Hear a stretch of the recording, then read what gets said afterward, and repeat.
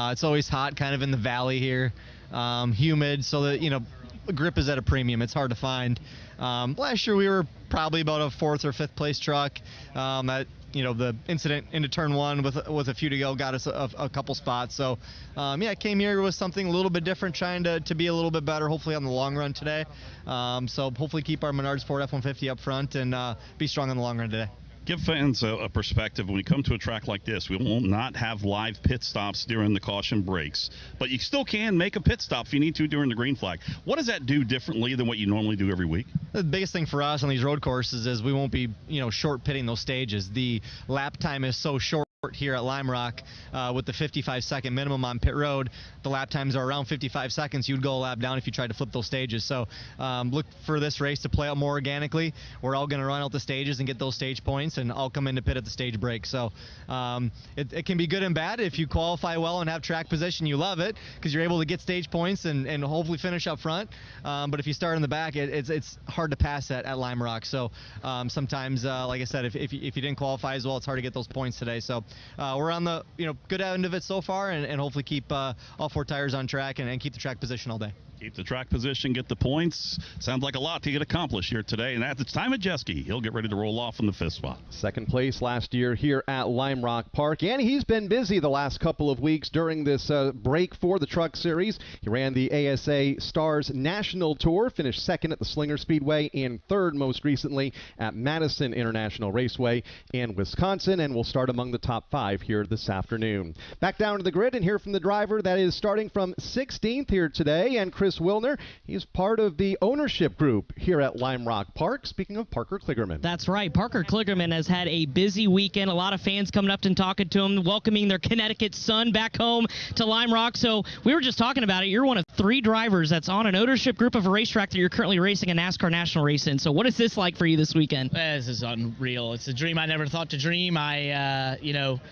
When I joined this group in 2021, and I said, what do you think about trying to get a NASCAR race? I didn't really think it probably had a big chance, but it all came together. I was sad not to be here last year, but to get to race, to be at Spire, Delaware Life, the 77 truck, a winning team, is such a dream come true, and that's my favorite number at one of my favorite places in the whole world. This is the first place I ever saw a race car, first place I ever drove a race car.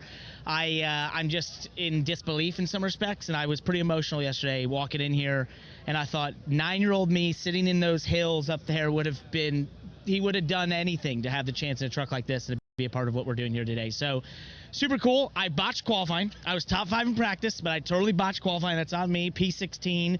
So we've got to go make a show out of this, and hopefully we can put on a great show and get the checkered flag at the end, and that would just be unbelievable. Okay, so how do you put on a show? What did you learn in practice about the maneuverability? Where can you pass today, Parker? I don't know. I got to figure that out. I think, we were really good in the uphill. I think we could get beside people there and get into West Bend or Turn 6, however you want to call it. And then once you get beside them there, they kind of have to give it to you in the downhill. And then obviously, if you can get runs out of the downhill, Turn 1 is a great passing spot. But I felt like we were really good in the uphill. I really focused on that this week and trying to be good there.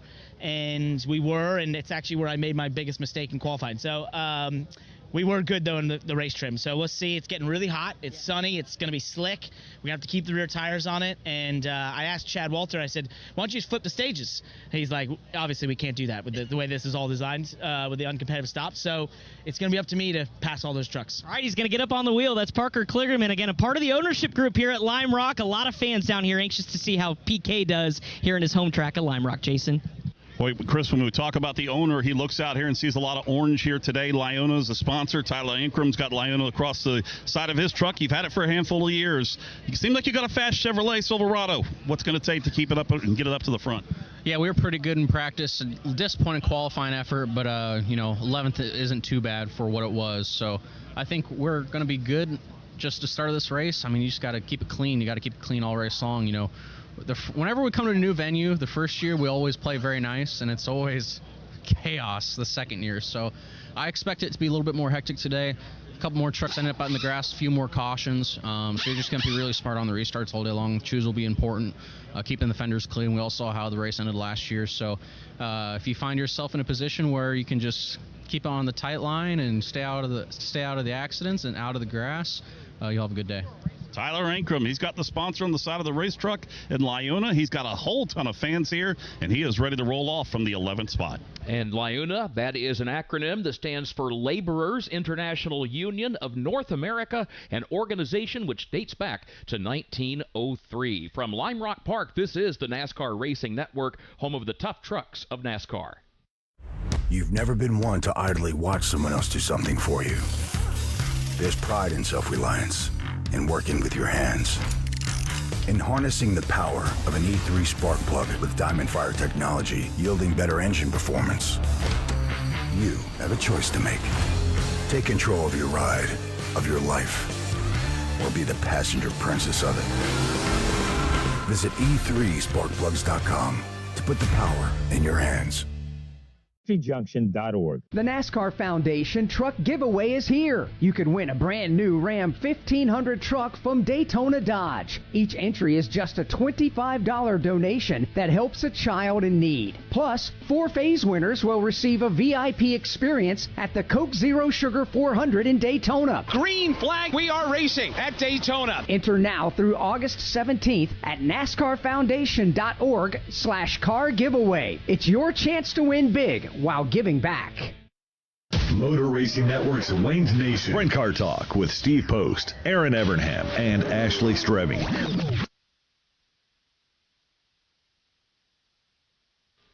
Back with you at Lime Rock Park. Already we've heard from several of the drivers who are getting ready to answer the starter's call in today's Liona 150 for the NASCAR Craftsman Truck Series. In less than 2.5 minutes, we'll be going back trackside, but this time for our pre-race ceremonies. That gives us time to do this. Let's pause for 10 seconds for station identification on the NASCAR Racing Network.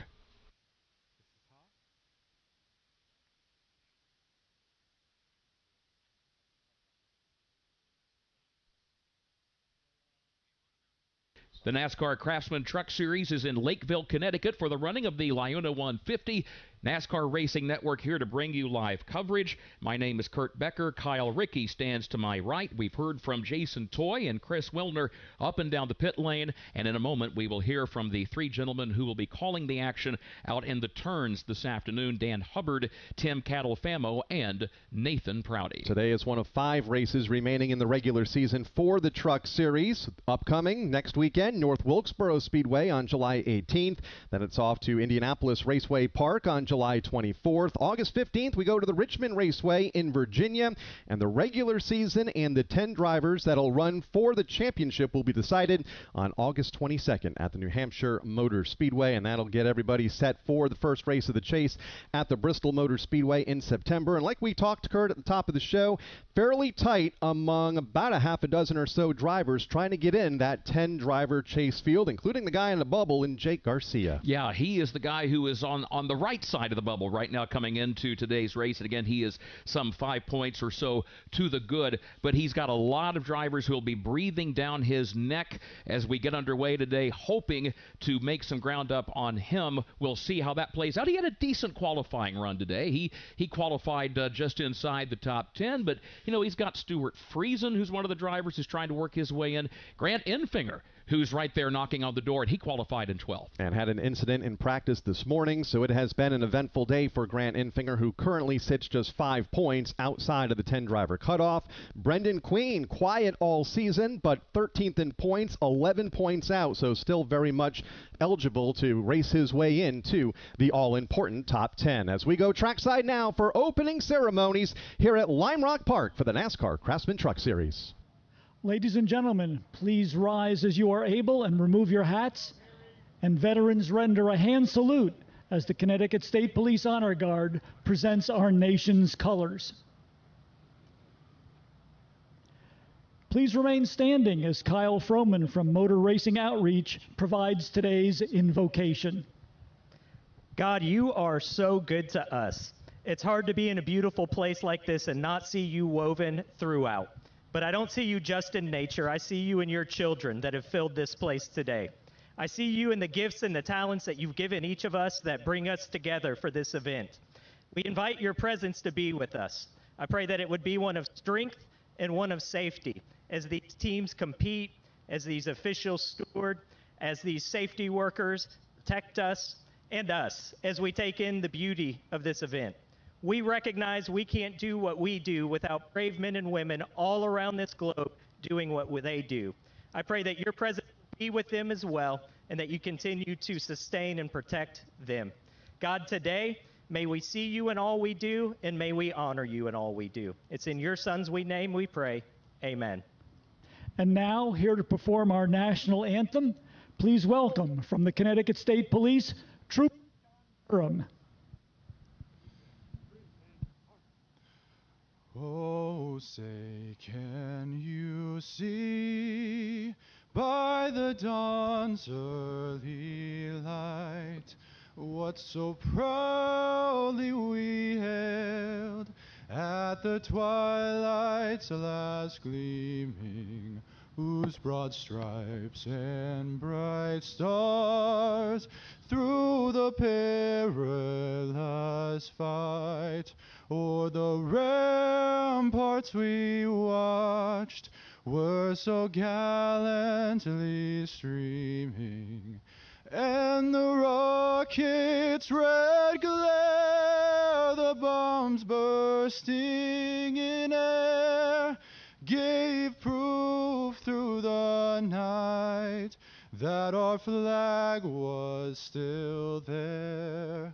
Oh, say does that star-spangled banner yet wave o'er the land of the free and the home of the brave? Trooper John Durham with our national anthem here this afternoon at Lime Rock Park as the NASCAR Craftsman Truck Series gets set to go in the Liona 150 coming up.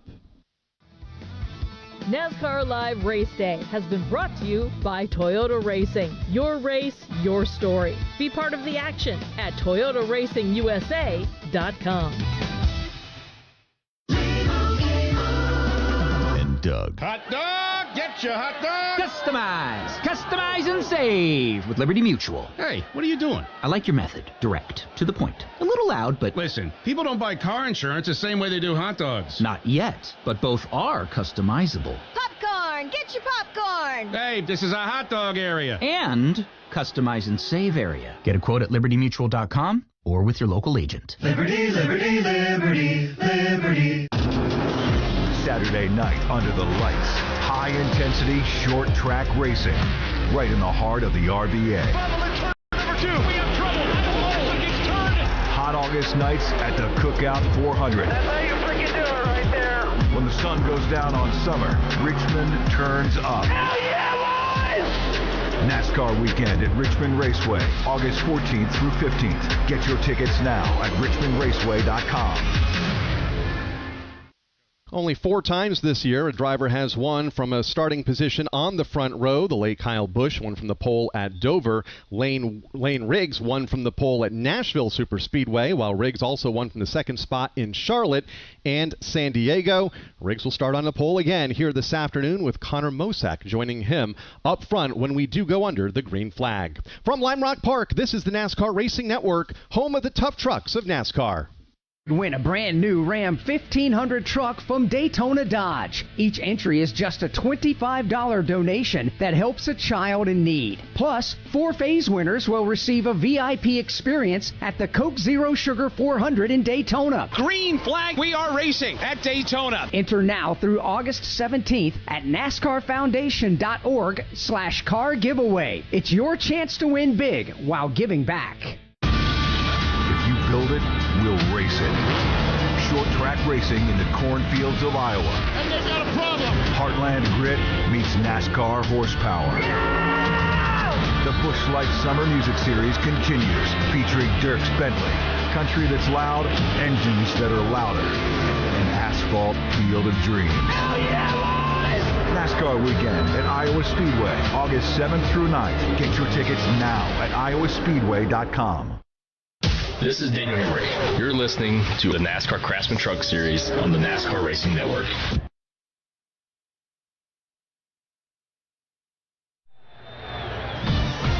Live on the NASCAR Racing Network. It's the NASCAR Craftsman Truck Series. Let's get a big thumbs up. Get ready to rock and roll past the race cars today, pal. Hey, boys, let's execute. Have a good day. Tonight, the Liuna 150 from Lime Rock Park. Brought to you by Craftsman, with tools built to power through the mess. You can go from, what have I done, to, yeah, I did that. Head to craftsman.com today. Craftsman, build on. By Liberty Mutual Insurance. Only pay for what you need. By Hardee's. Get the Hardee's app and join My Rewards, and we'll start you off with a free sandwich. Plus, earn rewards with every dollar spent and order ahead. By Sunoco. From NASCAR to your car, Sunoco. Performance is what we do. By Freeway Insurance. More ways to choose, more ways to save. Freeway, your way. And by Toyota Racing. Your race, your story. Be part of the action at ToyotaRacingUSA.com. It's race 14 of the 18-race regular season and 25-race full season for the NASCAR Craftsman Truck Series, the Liuna 150 here at Lime Rock Park, our second venture to this course in as many seasons. And Kurt, a very quick course compared to what we're used to at Watkins Glen and a couple of weeks ago in San Diego. Just about 1.47 miles in length. And it depends on who you talk to about the way this track is measured. Our friends at the Arca Menard Series, they ran here yesterday. They measured this track at 1.47 miles. For the NASCAR Craftsman Truck Series, NASCAR measures this racetrack at 1.53 miles. So technically 100 laps. Today's race will be more like 153 miles, even though it's advertised as a 150. Why the discrepancy? Well, some of it has to do with the fact that in 2008, this racetrack was repaved, it was resurveyed, and there are different methods of measuring a racetrack. A lot of it depends on, do you measure from the center line right down the center of the racetrack? Do you measure toward the inside, toward the outside? All we know is we've got 100 laps of racing here today. It is a 7-turn course, 6 to the right, 1 to the left, and here they are not numbered. You'll hear us describe these turns and straightaways like the Sam Posey straightaway here on the front stretch. Big bend over in turn number 1. You have the left-hander, which is the lone left-hander at Lime Rock Park, followed by the right-hander, the Paul Newman straight over on the backside, the uphill, the west bend, and the downhill, all part of a very unique layout here at Lime Rock Park in Lakeville, Connecticut. We're glad you're with us here on this Saturday afternoon as the NASCAR Craftsman Truck Series gets set to go in the Liuna 150. Let's go trackside for the command. Race fans, it's time for the most famous words in motorsports. Here to give the command for the Liuna 150 at Lime Rock Park, please welcome from Liuna Vice President and New England Regional Manager, Donato A. Bianco Jr. Welcome to the Liuna 150 here at historic Lime Rock Park. On behalf of General President Brent Booker, General Secretary Treasurer Michael Sabatoni, and the 540,000 members that are proud to call themselves laborers, I am honored to say, drivers, feel the power of Liuna and start your engines! Some 33 NASCAR Craftsman Truck Series machines come to life as the command is given and we get set for the green flag. From Lime Rock Park, this is the NASCAR Racing Network, home of the tough trucks of NASCAR. Looking for weekly motorsports podcasts to stay up to date on what's happening on and off the track? The Motor Racing Network is the place. Hear from NASCAR crew chiefs on MRN Crew Call. All the happenings from regional touring series and local tracks on NASCAR Coast to Coast. Sprint Car Talk on Winged Nation. NASCAR history on MRN Classic Races. And hear from the drivers on NASCAR Live. MRN podcasts available on MRN.com, YouTube, or your favorite podcast platform.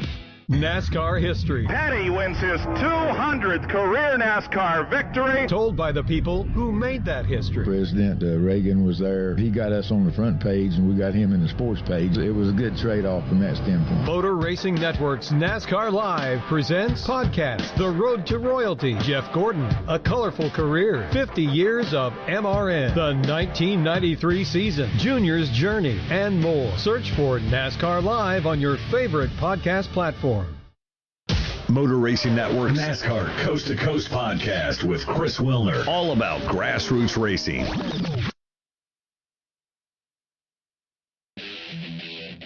Now, here's the starting lineup. Here's the way they will line up after everyone took qualifying time earlier today here at Lime Rock Park. Well, we say everyone. One driver who did not take time and therefore will have to start 33rd, Colin Brown, had a mechanical issue with the truck, but he is getting set to go racing. Josh Rayom will start from the 32nd position, and Frankie Muniz will start from 31st. Starting in 30th is Jackson Lee. 29th starter is Brendan Queen. Minnie Tyrell will start from the 28th position. 27th is Graham Doyle. Louis Foster will go from 26. Corey LaJoy will start from the 25th position. Wesley Slimp will start 24th. 23rd is Justin Haley. Cole Butcher will start in 22nd, and Dawson Sutton will start 21st. 20th starter is where we find Tanner Gray, with Chris Wright starting from 19th. Stuart Friesen will start from the 18th position. Ben Rhodes, former series champion and former winner on road courses in this series, he starts from 17th.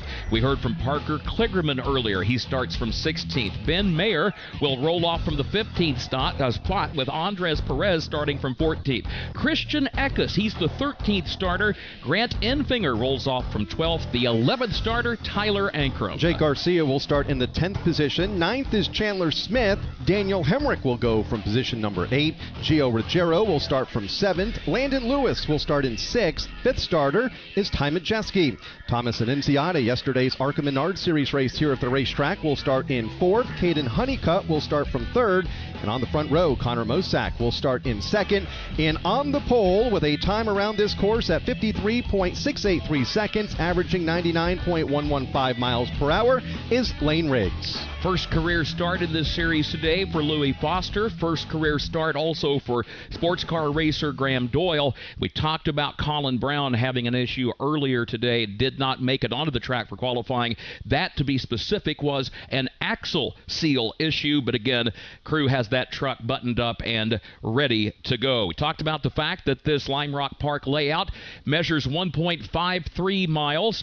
A lot of right-handers, not many left-hand turns. Our position in the broadcast booth right above the start-finish line. We are on the north end of the course. When the field moves by our spot, they will be moving from west to east down toward turn 1, a right-hander they call Big Bend, and they will then come into the view of Dan Hubbard of Anaheim, California. Thank you, Kurt, and I'm right up against the fence with several fans here at Lime Rock Park, and we're all sharing a great view of turns 1 through 4. Now, the entrance to turn 1 is the heaviest braking area for this course as the drivers downshift from 4th gear down to 2nd. It is a flat right-hander that leads immediately to another right-hand, turn 2. Now, these turns are so close together, the drivers say it feels like one long, big turn. That's why that section of Lime Rock is called Big Bend. After turn 2, it's a short burst on the throttle, staying in 2nd gear to get to the left-hand turn 3, and then the slight right of turn 4. Now, passing through these turns, well, it's difficult. This section is barely wider than your neighborhood street, and two-wide racing is possible, but you do so at your own risk. I'll cover the action here from turn 1 to turn 4. After turn 4, the field heads out of the heads to one of the fastest portions of the course and into the view of our own Tim Catafamo from Marlboro, New Jersey. Thank you very much, Dan Hubbard. Good afternoon, everyone. Here, just past the Paul Newman straight, out of turn number 4, and then headed up to turn number 5. This straightaway, as Dan Hubbard talked about, is very narrow, and this particular part of the course is the high-speed section. Drivers are going to have to get in line and stay in line. Otherwise, there's going to be problems because there just really isn't a whole lot of room on the backside of the course. They will exit turn number 4. They'll head uphill into turn number 5. Turn number 5 is a very slight right-hand corner, and then once they get through that, they start heading up the hill even more so to turn number 6. I'll cover all the action on this side of the course as the drivers race their way uphill here at Lime Rock Park. Once they exit this section, they will race down the hill into the view of Shingle House, Pennsylvania's Nathan Prouty. Alrighty, Tim, thank you very much, and hello, everybody. As mentioned, Lime Rock Park is full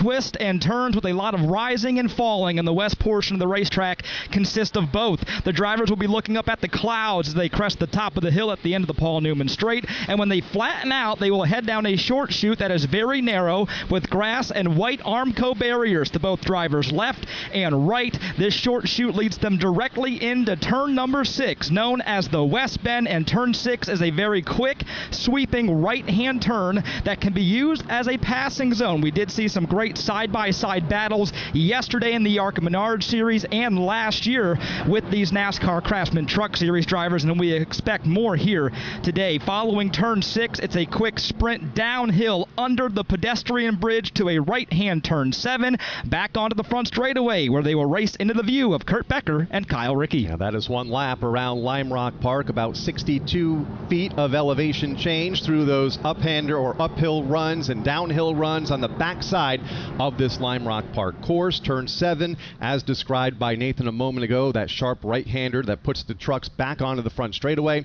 Saw a little bit of trouble there earlier today, Kurt, with one of our contenders getting off course and several incidents there a year ago. Yeah, specifically as far as practice today, Grant Enfinger, he was coming through turn number 7 and a shock broke on the left side of the truck and he veered off the course and into the tire barrier. And we spoke to him after the incident. He said, yeah, you know, it's never a good thing when you sustain any amount of damage to the truck, but he said it was limited.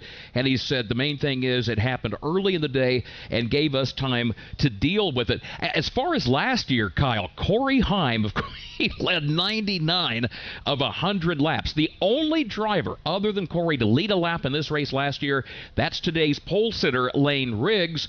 And what that amounted to was he got his truck to the line on a restart just slightly ahead of Corey. Otherwise, Corey would have led all 100. Missed a perfect day by about that much, about a foot here at the start-finish line on one of the restarts that allowed Lane to lead that lone lap that was not led by Corey Heim, last year's race winner. Lane Riggs mentioned the name Joey Hand in our pre-race coverage. And, of course, Joey, a factory Ford driver. When you come to a road course and when one of the folks advising you, coaching you, might say, is someone who has raced and has won in the 24 hours of Daytona, the 24 hours of Le Mans, a class victory there, the 12 hours of Sebring, that's pretty good coaching. It is. It is indeed. There's a lot of experience there and a lot of experience with Joey here at Lime Rock Park. As the field comes around to complete the second of 3 parade and pace laps, checking their pit road speed here, and at the same time getting the one to go from starter Rich Keeter. Let's take one final sweep down to pit lane and get some final thoughts from our pit reporters here this afternoon, and we'll begin at the head end of pit road with Jason Toy.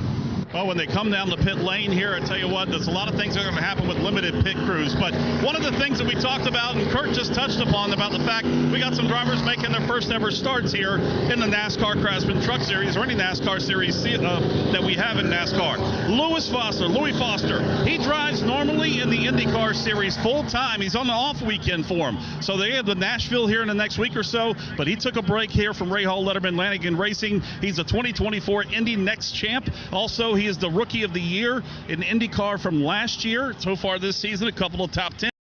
Which came on road courses at the Indianapolis Motor Speedway road course and most recently on Detroit. Looking to have a great opportunity here. He's excited about the fact that he gets to run his first ever stock car race here today. We'll find out what Louis Foster can do here a little bit later this afternoon. Chris? Well, Christian Eckes, Jason, currently sits 5th in the points, having a good stretch run of the season with 4 top 10s in the last 5 races. But it came out this weekend at Lime Rock Park. He is nursing an injury that was sustained after the race at San Diego 2 weeks ago. After leaving the hauler post-race, Christian had stepped on one of the tarmac tie-downs on the tarmac of Naval Base Coronado that's used to anchor aircraft, and he suffered a grade 3 sprain, a high ankle sprain that had a bruise all the way down through his toes. Some ligaments were torn in his ankle. He's had rehab. He's been on medication the last couple of weeks, saying that it still is sore and that it's really hampering him here on the road course at Lime Rock Park. The biggest issue is the full pressure of a brake that needs to be applied with his left ankle. He said, I'm going to have to suffer through it. He's been scooting through the pit area in a scooter with a boot on it when he's not in his fire suit. Going to have to muscle up here today in his first appearance at Lime Rock Park. Thank you, gentlemen. Here comes the field off turn 7 to call the start of the Laiuna 150 from Killingly, Connecticut, Kyle Rickey. Field goes under the green flag. Lane Riggs, Connor Mosack side by side into turn number 1 for the first time under the Laiuna Bridge as they race toward Big Bend. Coming through Big Bend, that's turns 1 and 2 for the first time. It is Lane Riggs with a clear lead of about 2 truck lengths over a fight for that second place. It's Connor Mosack through the left-hand turn 3, and as they make their left-hand turn 3, it is Hayden Honeycutt dueling with Mosack Mosak for the second spot there, side by side. Thomas Annunziata rides in the fourth position. All that traffic now headed up the Paul Newman Straight for the first time, side by side for the second position, as Caden Honeycutt has got a fender to the inside of Connor Mosak. They'll race wheel to wheel for second behind Lane Riggs, the leader. They climbed to the top of the hill for the first time, and it is a still side-by-side battle right now for second. You can give Caden Honeycutt the spot as Connor Mosak now quickly becomes under attack from Thomas Annunziata. At the front of the field, Lane Riggs is setting the tempo early. He's already broken away by some 5 to 6 truck lengths as he completes lap 1. Caden Honeycutt rides in second position.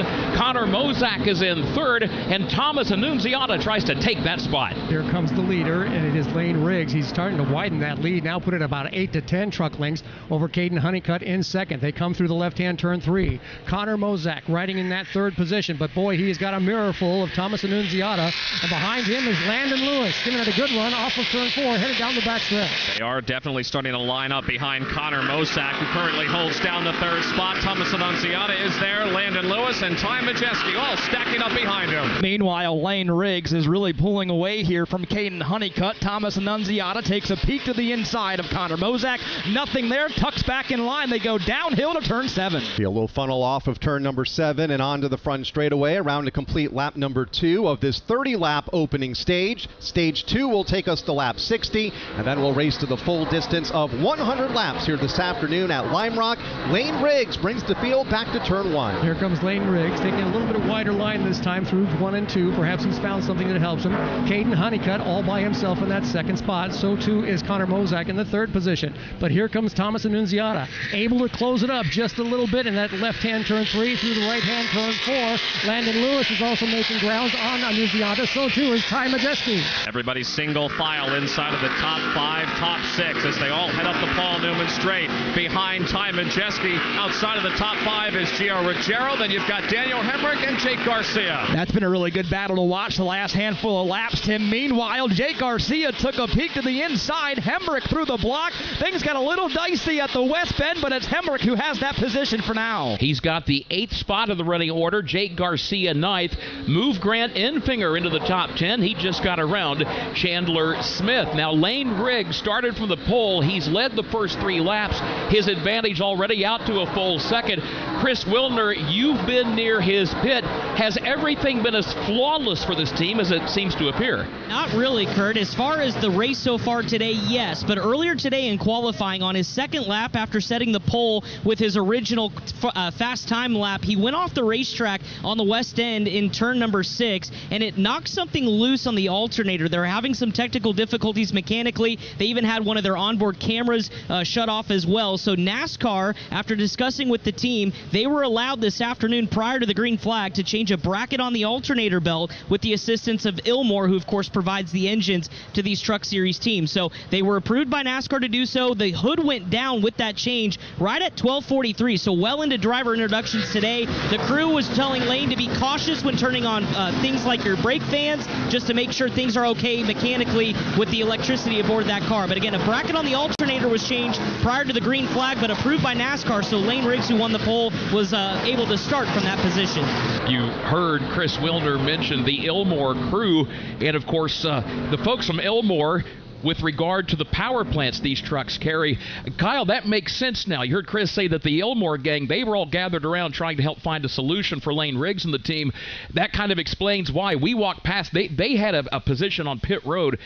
4 of their engineers, each with a laptop. They were pretty focused and pretty intense. Very focused, and didn't want to talk to us at the time, and we were asking questions about how they were handling that situation here earlier during practice and qualifying this morning. He's out front now. He has led all the laps here, 5 laps in. However, the gap beginning to shrink a little bit, Dan Hubbard. Now 7/10 of a second between race leader Lane Riggs and second place Caden Honeycutt. That started about a lap and a half ago, and I'm not sure if Lane Riggs is just taking it easy, trying to save his tires, or if Caden Honeycutt is actually making some pretty good ground on the leader. They sweep through the left-hand turn 3 and put the gap at maybe 3.5, almost 4 truck lengths. There could be a battle for the lead if Honeycutt continues to be aggressive. And Lane Riggs, again, as he works past me off the Paul Newman straight, holds about 5 truck lengths over Caden Honeycutt. That battle for fourth, though, continues to be the best battle in the top 5. It's Annunziata going after Lane Riggs. Yeah, all of a sudden, Thomas Annunziata went from playing offense to defense as they make their way through the West Bend. Landon Lewis all over the tailgate of Annunziata. They go back downhill to turn 7. Thomas Annunziata was the winner here yesterday in the ARCA Menard Series.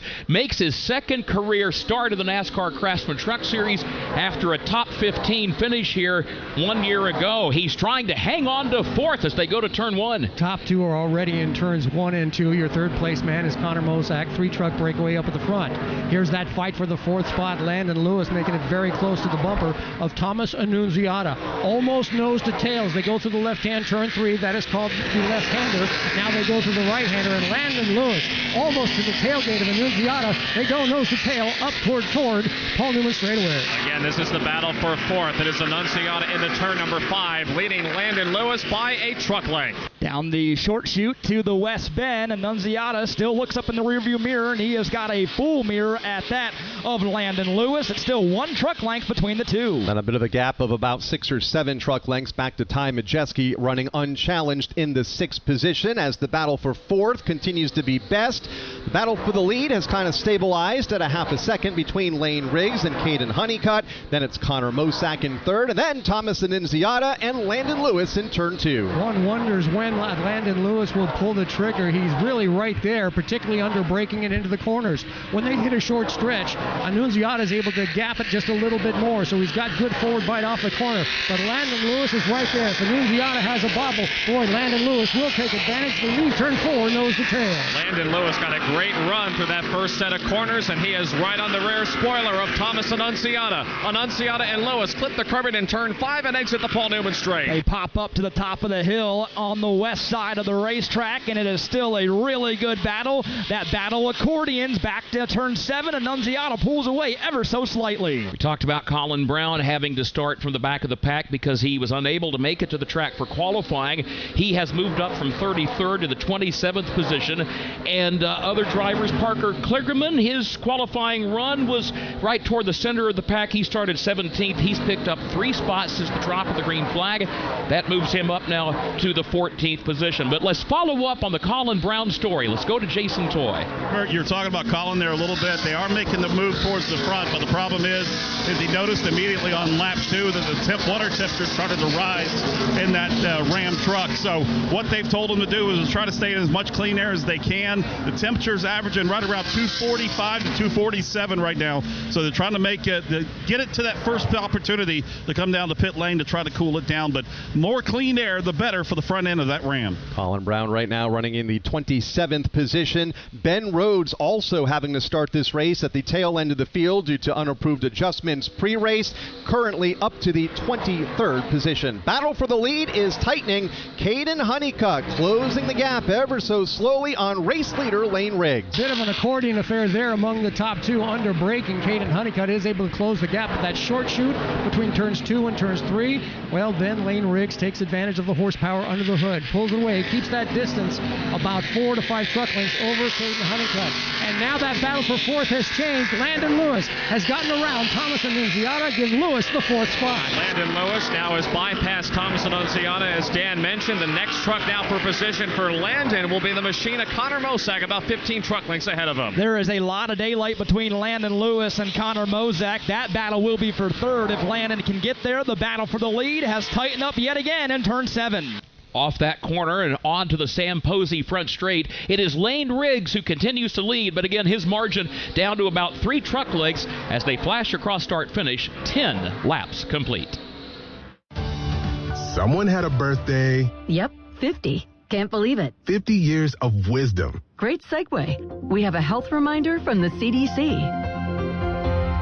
Pneumococcal vaccination is recommended for adults 50 or older. Says here, we're over 6 times more likely to be hospitalized with pneumococcal pneumonia than adults under 50. I don't love those odds. Same. Look what I found. Pfizer's Prevnar 20 is proven to help protect adults against pneumococcal pneumonia and invasive pneumococcal disease in just 1 dose, and millions have already gotten it. Continued approval may depend on a supportive study. Don't get Prevnar 20 if you have a severe allergy to its ingredients. A weakened immune system may lower your response. Common side effects include injection site pain and swelling, fatigue, headache, muscle, and joint pain. For full prescribing information, please call 1-855-213-2138. Visit Prevnar20.com or talk to your doctor or pharmacist.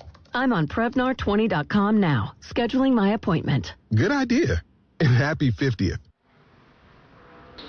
Caution free thus far as we work our way through the opening stage of the Liuna 150. It is Lane Riggs, the leader, chased closely by Caden Honeycutt in the second spot. Connor Mozak third. Landon Lewis is in fourth. And Thomas Annunziata completes the top five. From Lime Rock Park, this is the NASCAR Racing Network, home of the tough trucks of NASCAR.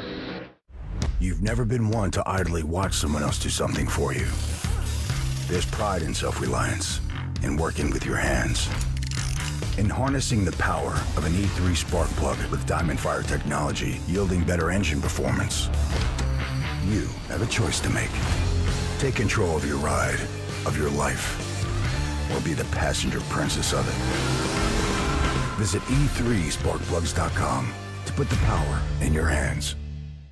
And start watching today. For 250 years, America has been more than a place. It's been a promise, a story of courage, hope, and dreams.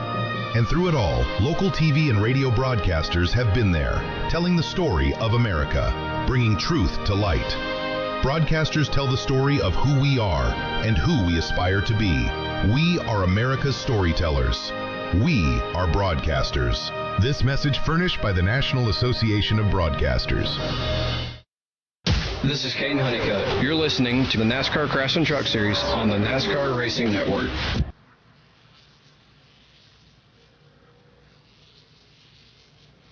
Back with you at Lime Rock Park, where Lane Riggs continues to lead the Liuna 150, but Caden Honeycutt has caught him. Dan Hubbard, what's changed? Well, there might be a chink in the armor for Lane Riggs. He had so much forward bite at the beginning of this race. Now that has gone away. When he comes off the corner, Caden Honeycutt can smell blood. Here they come for the left-hand turn three, and again, Riggs just not getting that forward bite that he had before. Caden Honeycutt looking briefly to his inside. There could be a lead change soon. Could be just a case of worn tires for Lane Riggs. Here come the leaders up the course.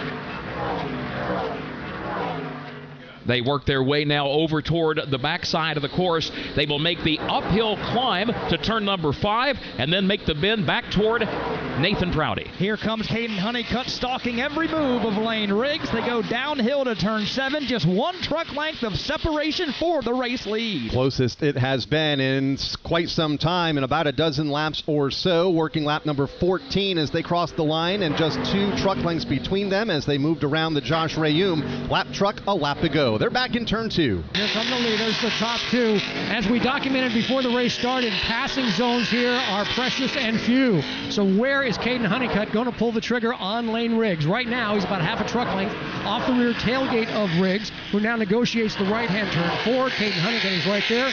2 truck breakaway up at the front, headed to Paul Newman straightaway. Here they come up the straightaway. Again, Lane Riggs leading Caden Honeycutt by about 2 truck lengths. Honeycutt doing his best to stay with the race leader. That time at the top of the hill, Lane Riggs dipped the left side tires off the racetrack ever so slightly, kicked up a little dust. No impact to that gap between the top 2 as they work back to turn 7. Reaching the midway point of the opening stage of the race, lap number 15 about to go on the board. Lap 30 marks the conclusion of this first stage. So far, Lane Riggs, the pole sitter, he has led every lap. Caden Honeycutt has been just a couple of truck lengths off his tailgate. Chris Wilner, let's follow up on the situation with Lane Riggs. Any concerns in his pit? No major concerns, Kurt. Just kind of monitoring the radio traffic. Obviously, with the temperatures today in Lime Rock Park being so hot, the racetrack forcing these drivers to try to save rear tires. Temperature on these Goodyear Eagles has become a factor. So reminding Lane that it's okay to back off your pace a little bit if you feel like the rear tires are starting to go away. So I don't think there's more concern. If anything, Lane is just trying to manage the pace to make sure they can get to the end of stage number 1, but also make sure Caden Honeycutt Honeycutt is in arrears. So they're not minding the fact that that gap from first to second has completely shrunk. They just want to make sure they keep the 34 out front and save those tires here to the end of the stage. Yeah, managing that gap right now is Lane Riggs, about 0.4 of a second back to Caden Honeycutt. It's fluctuated the last few laps anywhere from 0.6 to 0.3 of a second between the top two. Here's a look at who's getting it done on the track right now, presented by Craftsman. DIY projects always sound simple until they're not. Luckily, Craftsman has your back. With tools to power through the mess, you can go from what have I done to, yeah, I did that. Head to craftsman.com today. Craftsman, built on. All right, Kyle, based on the calls that we've been hearing from our turn announcers around this 1.53-mile layout, I'm going to say Landon Lewis is a driver that's been getting it done here in this first stage of the race. He qualified in the 6th position. He has picked up 2 spots. You might say, okay, well, what's the big deal, 2 positions? Well, we heard a lot of drivers say at the top of the show, it's difficult to pass here. The track is narrow. You got to pick your spots carefully. Landon Lewis has not made a lot of starts in his NASCAR Craftsman Truck Series career. So far, he is flexing some muscle and working his way up into the top 5. I like it. Running 4th right now is Landon Lewis, and was able to take that spot away a couple of laps ago from Thomas Annunziata. Also for me, hard to overlook the race leader, Lane Riggs. Practiced up front, qualified up front, and has led all 17 laps thus far. Continues to lead right now, but the gap has shrunk to less than a truck length between the top 2, Lane Riggs to Caden Honeycutt. Let's pick up the race leaders on the backside of the course. Here they come up the Paul Newman straight. Lane Riggs only leading Caden Honeycutt by about a truck length. I think Honeycutt is faster now. He just has to figure out a way by. As they work down the short chute towards the west bend, again, Lane Riggs a little wide at the top of the hill, kicks up some dust.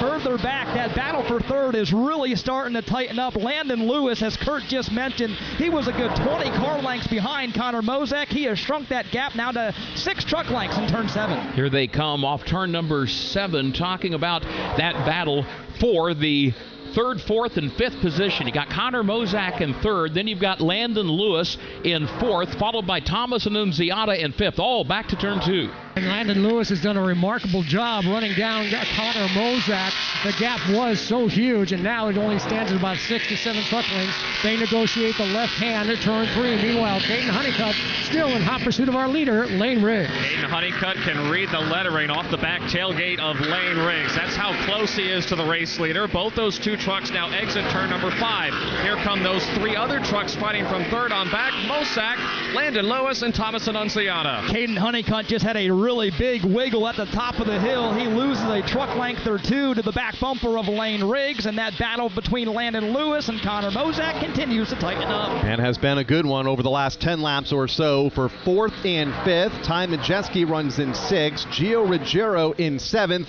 Daniel Hemrick runs in the 8th position as they make their way onto the front straightaway. And then there's a gaggle of trucks that have been fun to watch here the last few times by.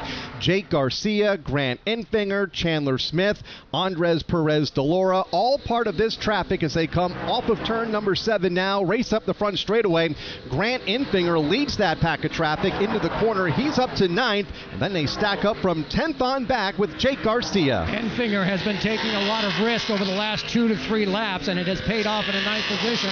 Then from 10th on back, that's where you have Jake Garcia, Andres Perez. Ben Meyer is also there as well as Garcia comes around the left-hand turn 3. Chandler Smith right on his tailgate. They'll exit turn 4, nose to tail. Here comes all that traffic now, headed up the Paul Newman straight. For the moment, Grant Enfinger is all by himself.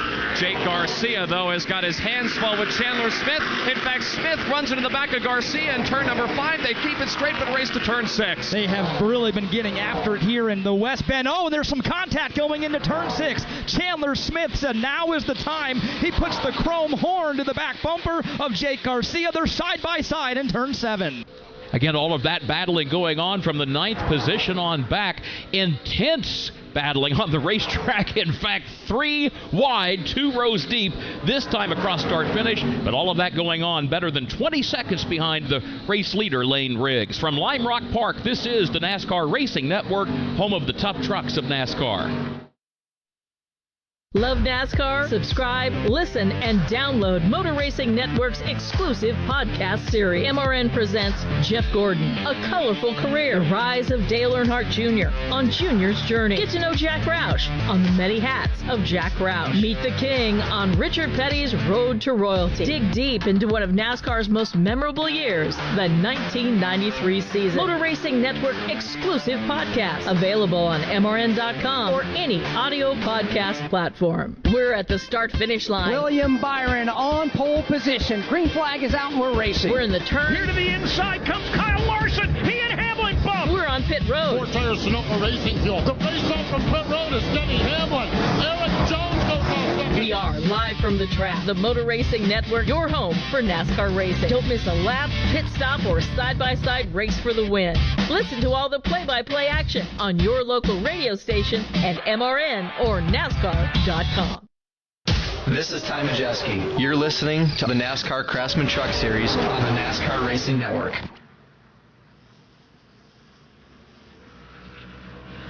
Welcome back to Lime Rock Park in Northwest Connecticut, where so far Lane Riggs has led all 22 laps, giving us just 8 to go here in the opening stage of the race. His advantage has grown back to 1.1 seconds over Caden Honeycutt in that second position. Landon Lewis continues to move up the leaderboard. He is now up to third, having just gotten around Connor Mozak in fourth. Thomas Annunziata is fifth.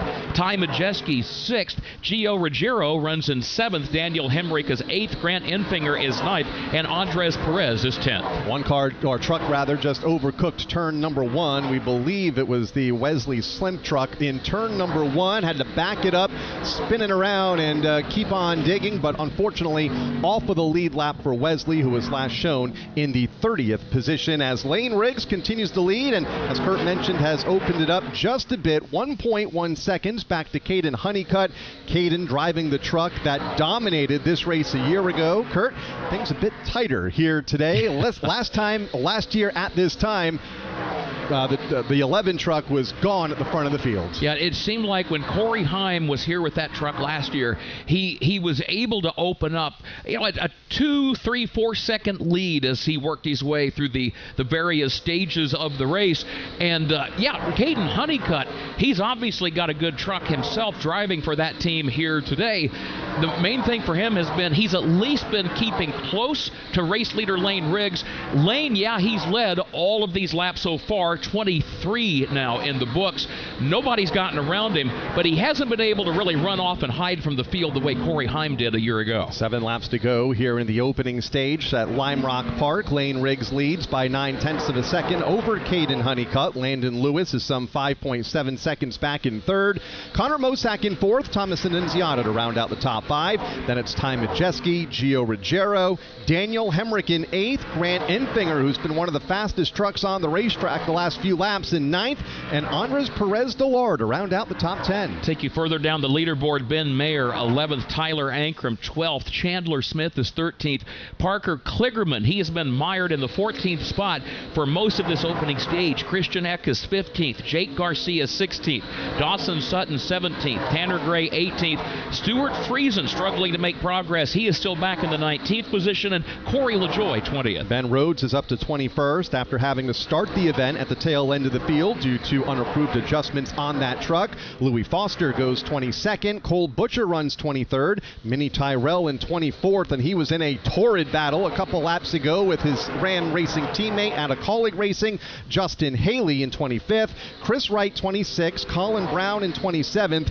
Jackson Lee off the lead lap in 28th, along with Brendan Queen 29th. Frankie Muniz in 30th. Then it's Graham Doyle, Wesley Slimp, and Josh Rayum. So as Kyle just referenced, some 27 of the 33 drivers who took the green flag here today are still on the lead lap. We have been clean and green thus far throughout this opening stage of the race, although we are down to just 5 laps to go here before we conclude stage 1 as Lane Riggs continues to show the way. In fact, let's pick up the leader on the course.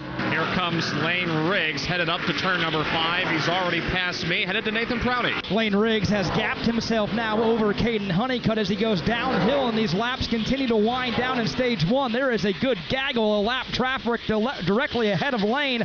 Not sure if he's going to have to deal with it or not, but if he does get there, it's going to be a mess for him. One truck truck kicking up a ton of dust off of turn 7. That was Colin Brown, who got off the circuit and blind for a moment for the drivers approaching to the front straightaway, including the race leaders, Lane Riggs and Caden Honeycutt, as they're back in 1. Caden Honeycutt at one point was almost taking away the lead from Lane Riggs, but then lap traffic did come into play, and Riggs has been able to negotiate that lap traffic very well to his advantage. Now, his advantage over Caden Honeycutt amounts to some 6, maybe even 7 truck lengths. They crest the hill going to Paul Newman straightaway. And there is lap traffic directly ahead of Lane Riggs. He's got to go around 2 different trucks. One of them is the Josh Rayu machine. The other one is Chris Wright. And right behind Lane Riggs, following in his tire tracks, is Caden Honeycutt. Chris Wright directly ahead of Lane Riggs. He is next to go a lap down. One of the best battles on the racetrack right now as we have 3 laps to go in the opening stage. 7th position on back. That's where Gio Ruggiero has the spot. He's got plenty of company. He's got Daniel Hemrick right there. Grant Enfinger is beginning to close in as well to make that a 3-way shuffle for position. Now this is going on some 23 seconds or so behind race leader Lane Riggs. Nonetheless, this has been one of the more intense battles coming off turn 7 and a cross start finish right now. Again, you've got Gio Ruggiero. His Toyota is at the front of this line of traffic, pursued by Daniel Hemrick. Back to turn 1. And a couple of laps ago, that battle did get very physical through turn 4 as Hemrick just nailed it to the bumper of Gino Ruggiero, but Ruggiero was able to maintain control, so it is getting a bit physical for this position. Here they come again. Hemrick looks briefly to the inside of Ruggiero, can't pull off the pass. Grant Enfinger with the best seat in the house for that battle. It is 3 trucks, single file formation off of turn 4. And these 3 trucks remain pretty much even right now on the racetrack. Into turn number 5, it is Ruggiero, Hemrick, and Enfinger following each other up the hill to turn 6. They pop up over top of the hill and towards the west bend they go. I believe Daniel Hemrick and Grant Enfinger may be faster in the last number of laps here. Hemrick has gave a couple of love taps to Gio Ruggiero, but he is not budging, still holding on to that spot. This is the battle from 7th on back, exiting turn number 7 and racing up the Sam Posey straightaway here on the front side of this Lime Rock Park course. Less than a truck length between each of them, Gio Ruggiero, Daniel Hemrick, and Grant Enfinger. They come back into turns 1 and 2. It is Gio Ruggiero showing that advantage, but not barely so. There is Graham Doyle just up ahead. Ruggiero's got to figure him out first just so he can get rid of Daniel Hemrick. Oh, and Ruggiero slides it sideways, and Hemrick not close enough to finish it off. So it is Ruggiero in front of Hemrick, in front of Grant Enfinger, off of turn 4. That's how they run, working around the slower machine of Graham Doyle that they bypass out of turn number 4. Now into turn number 5. Ruggiero still leading Hemrick and Enfinger. They work up over top of the hill onto the short chute heading for turn 6. The west bend. Hemrick took a peek to the inside. Nothing doing there. And again, Grant Enfinger just gingerly working behind these 2 trucks with a great seat watching this battle. Final lap of the opening stage of the race. The leader, Lane Riggs, is in front of Dan Hubbard. Lane Riggs about 5 car lengths behind Colin Brown. He's trying to put Colin Brown a lap down. His advantage over Caden Honeycutt put it at about 10 truck lengths. Lane Riggs has done a very nice job in lap traffic. He has been able to dispose of some of these slower trucks, and he leads out of turn 5. Down the short chute heading for turn 6. He is plucking his way through this trio of colleague Rams that are lap traffic directly ahead. Still working on Colin Brown with a healthy advantage over Caden Honeycutt downhill. Here he comes off of turn number 7 and onto the front straightaway. A dominant first stage, picking up right where he left off at San Diego a couple of weeks ago, winning stage 1 here at Lime Rock for Lane Riggs. Takes the green and white checkered flag, picking up the opening stage victory over Caden Honeycutt in 2nd, Landon Lewis in 3rd, Connor Mosak in the 4th position. And then you get back to Thomas Annunziata rounding out the top 5. Ty Majeski crossing the line in the 6th position, waiting for that battle from 7th on back to race up the front stretch. And here it is. Gio Ruggiero will pick up some points in 7th, Daniel Hemrick in 8th, Grant Enfinger in 9th, and Andres Perez de Laura just being able to hold off Tyler Ankrum for the final point, finishing in the 10th position. The caution is out, presented by Hardee's. Buckle up, NASCAR fans. Get the Hardee's app and join My Rewards, and Hardee's will start you off with a free sandwich. Plus, earn rewards lap after lap and order your Hardee's ahead. And Doug. Limu and I created a trick to help you remember that you can customize your car insurance and save with Liberty Mutual. You see, the shirts Limu and I wear are yellow, and yellow is the color of lemons, and lemons grow on trees, and trees provide oxygen, and oxygen helps us breathe, and breathing is how you live, and you can live more life when you save money by customizing your car insurance. I agree, Limu. It's really quite simple. Only pay for what you need at libertymutual.com. Liberty, liberty, liberty, liberty. We are under the green flag. Listen up, NASCAR fans. Now's the time to turn your love of racing into big-time prizes. Because NASCAR Fantasy Live is your fast lane to bragging rights. Furious racing here. Pick 5 drivers each week of the season.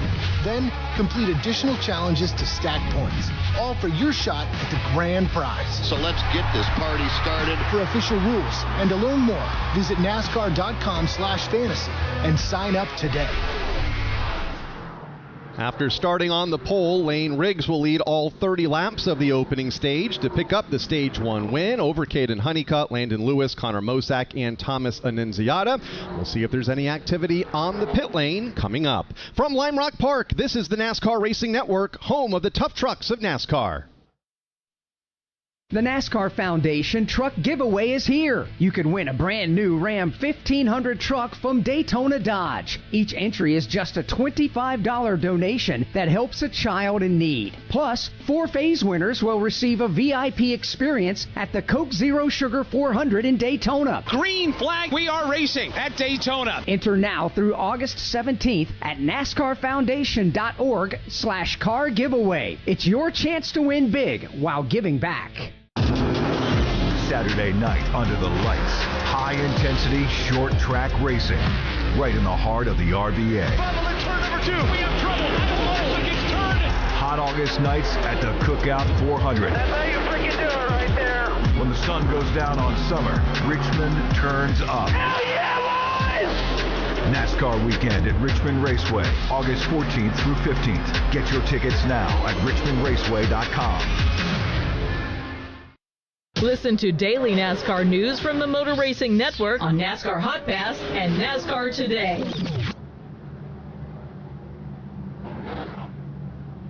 Back at Lime Rock Park as we continue under the caution flag for the first time here this afternoon. And Kurt, race fans enjoying themselves by the thousands. A beautiful 81-degree day here.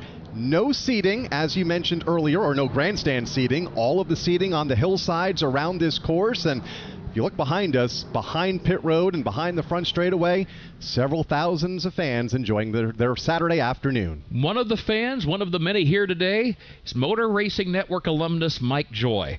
This is his home track. He was the Grand Marshal a year ago for the ARCA Menard Series race. Our friends at Fox Sports, they are putting Mike to work today, and he has just been roaming the grounds, and who better to tell the story of Lime Rock Park, and he's been having a ball. We talked about this on yesterday's broadcast. Mike, very focused, the ultimate professional. It's interesting to see him in a more relaxed setting.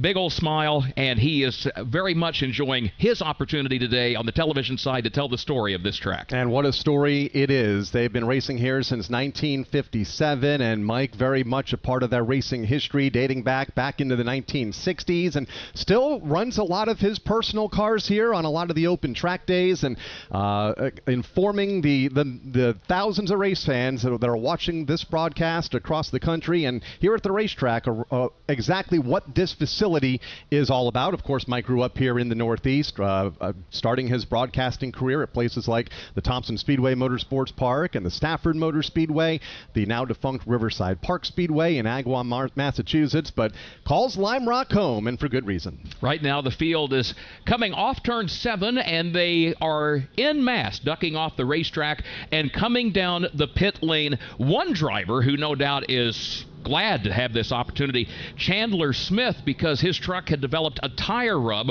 over the final lap or so of that opening stage of the race. So now Chandler and everybody else slows it down to pit road speed and guiding their trucks into their respective pit stalls. And in just a moment, the teams will come over the wall and begin to service the trucks. It looks like everybody that is running on the course will head into their pit stalls just below us here on the front straightaway at Lime Rock to make any needed adjustments in preparation of the second half or the second stage of this event. 32 laps complete, 68 laps to go, and once the final truck is in position in their stalls below us, the teams will begin to go to work, and it looks like the go-ahead has been given to all the teams to do just that, Jason Toy. Yeah, they get them started off here on the entrance of pit road coming down. One of the drivers that came down before everybody else did, that's Ben Meyer. They came in with no power at all. Last turn, last of the green flag lap, said the fuel pressure just started going cattywampus. It started going up and down, and then suddenly shut off. So the folks at Millmore, the engine providers, are going inside the cab of the truck, changing out some of the electronics. They're hopefully getting it refired for him. Ben with a good run early on here in this one. Behind him, Ty Majeski is in. They're going to work on the left front of that race truck, making a shock adjustment for him. Further back, Ben Rhodes worked his way from the back of the front. They're working on the left side, topping off Sunoco fuel. A lot of air pressure adjustments on this end. We talked about Colin Brown a little bit earlier. He started having an issue a little bit with the temperature. That subsided. He said he needed some more rear grip on the race truck. He feels pretty confident they can make a run here towards the end. Also further up pit lane, we work our way around it here towards the folks from Nice Motorsports. Landon Lewis very happy with the race truck here as he continues to run in the top 5. Chris? Down at the pit out section of pit road, the controlled chaos down here with a lot of these crew members taking their first opportunities to pit these cars. Remember, these are modified live pit stops. With this being a separated weekend with the NASCAR National Series, with the Cup Series and O'Reilly Auto Parts Series in Atlanta and Truck Series here, a lot of these crew members are, well, engineers and mechanics getting to pit these cars. So NASCAR gives them this controlled environment to do so in a lengthy time on pit road. With your Stage 1 winner, Lane Riggs, he said, the only complaint I had with my Ford F-150 is just help with turn 3, which of course is the lone left-hander around this Lime Rock Park road course. Laterally loose in that corner. They made a chassis adjustment with the rear wrench in the deck lid for Lane Riggs, for Goodyear tires and Sunoco fuel. For the driver trying to chase him on the racetrack, that's Caden Honeycutt, said, I just generally need more drive off each of the corners. So focusing on some rear end grip, on lateral grip that is, on that truck, as he will get 4 fresh Goodyear tires on his Toyota and Sunoco fuel. You guys talked about Chandler Smith and the smoke that was coming from his Ford F-150. Originally thought to be a tire rub. It's looking more that case, although Chandler was concerned it was something more in the rear end. They said the right front was caved in pretty good, so they made sure to pull out that fender as well as make sure the clearance was good before putting on new Goodyear tires and filling it up with Sunoco fuel. Also in the pit lane was Connor Mosack, running in the 4th position, was really tight on corner entry, then would snap loose. They made an adjustment for tires and fuel, as well as Thomas Annunziata, who finished Stage 1 in the top 5, yesterday's ARCA Menard Series winner. Looks like forward drive is the key for him as well in his Toyota for Tricon Garage. So all these pit stops here at the end of stage number 1 as the command has been given for these trucks to return to the racetrack in order that they came down the pit lane. And as both Jason and Chris described, with the format being modified live pit stops, drivers will neither gain nor lose positions as a result of coming to pit road. Let's pause for 10 seconds for station identification on the NASCAR Racing Network.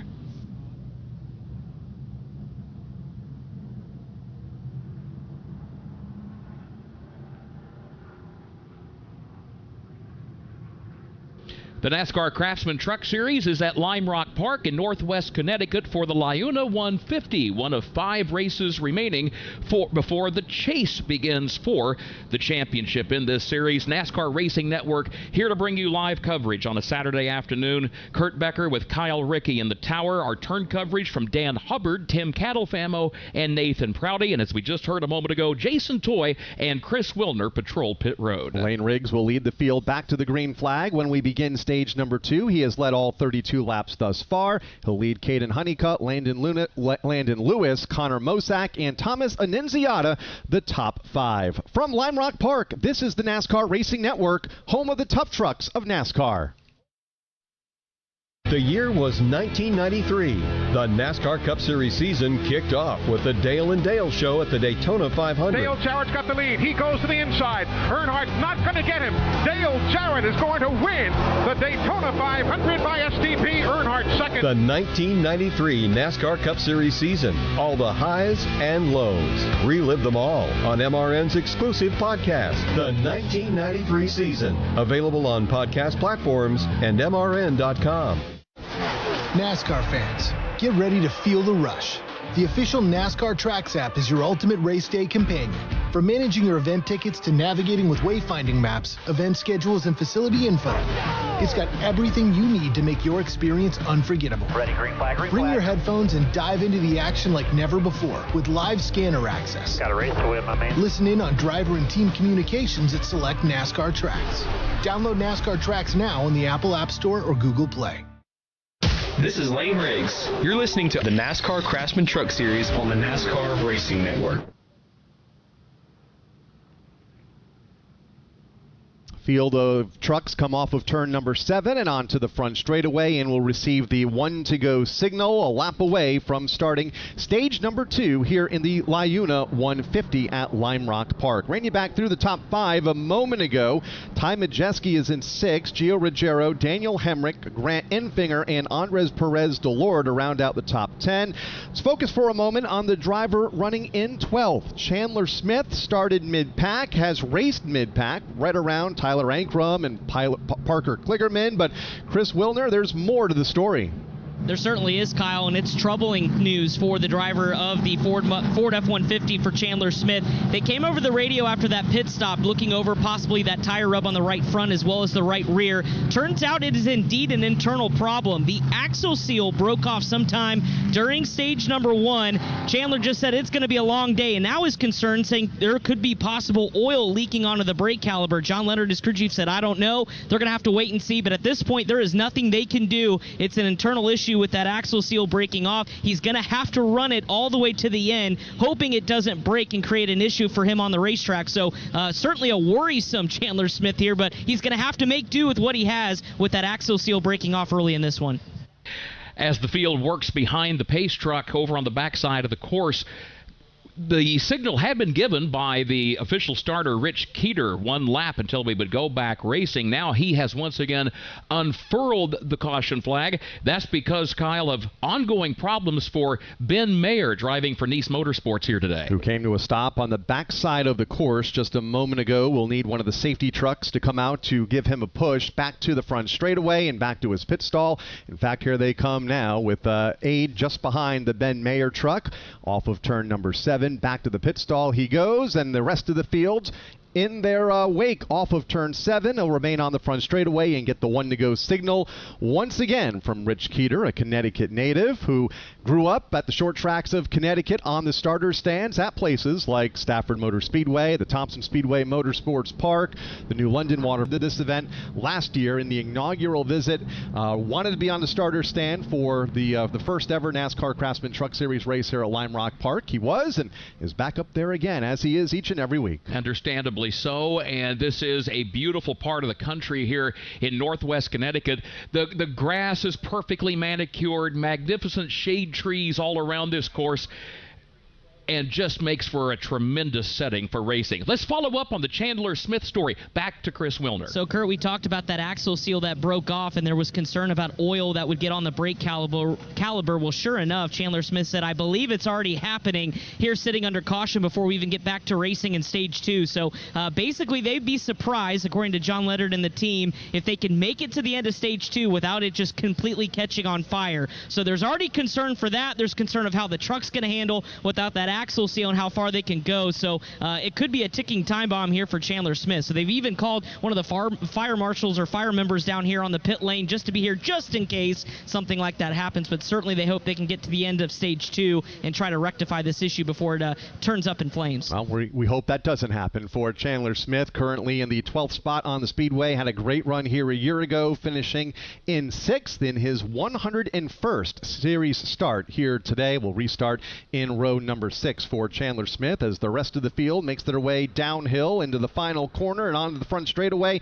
Looking to begin stage number 2, Lane Riggs, Caden Honeycutt as they make their way to the corner. Riggs to the right side of the course. Here's Caden Honeycutt, left side, driver's left. That's the long way around as they go to turn 1. Everybody downshifting from 4th gear down to 2nd gear. Lane Riggs has got the lead, but only narrowly so, over Caden Honeycutt in 2nd. Landon Lewis locks down the 3rd spot, or does he? Connor Mosack gets gets to his inside, and they are side by side for the third position as they negotiate the left-hand turn 3. Thomas Annunziata, he wants a piece of the action. He gets in front of Mosak as they head down the hill. Annunziata and Mosak racing door-to-door for the 4th position to turn number 5. The leader, though, is Lane Riggs, Honeycutt, and Landon Lewis, the top 3. The field climbs to the top of the hill yet again. Side-by-side battle here for 4th. Annunziata underneath the Connor Mosak machine. Those two Chevrolets go side-by-side. You can give the spot to Thomas Annunziata.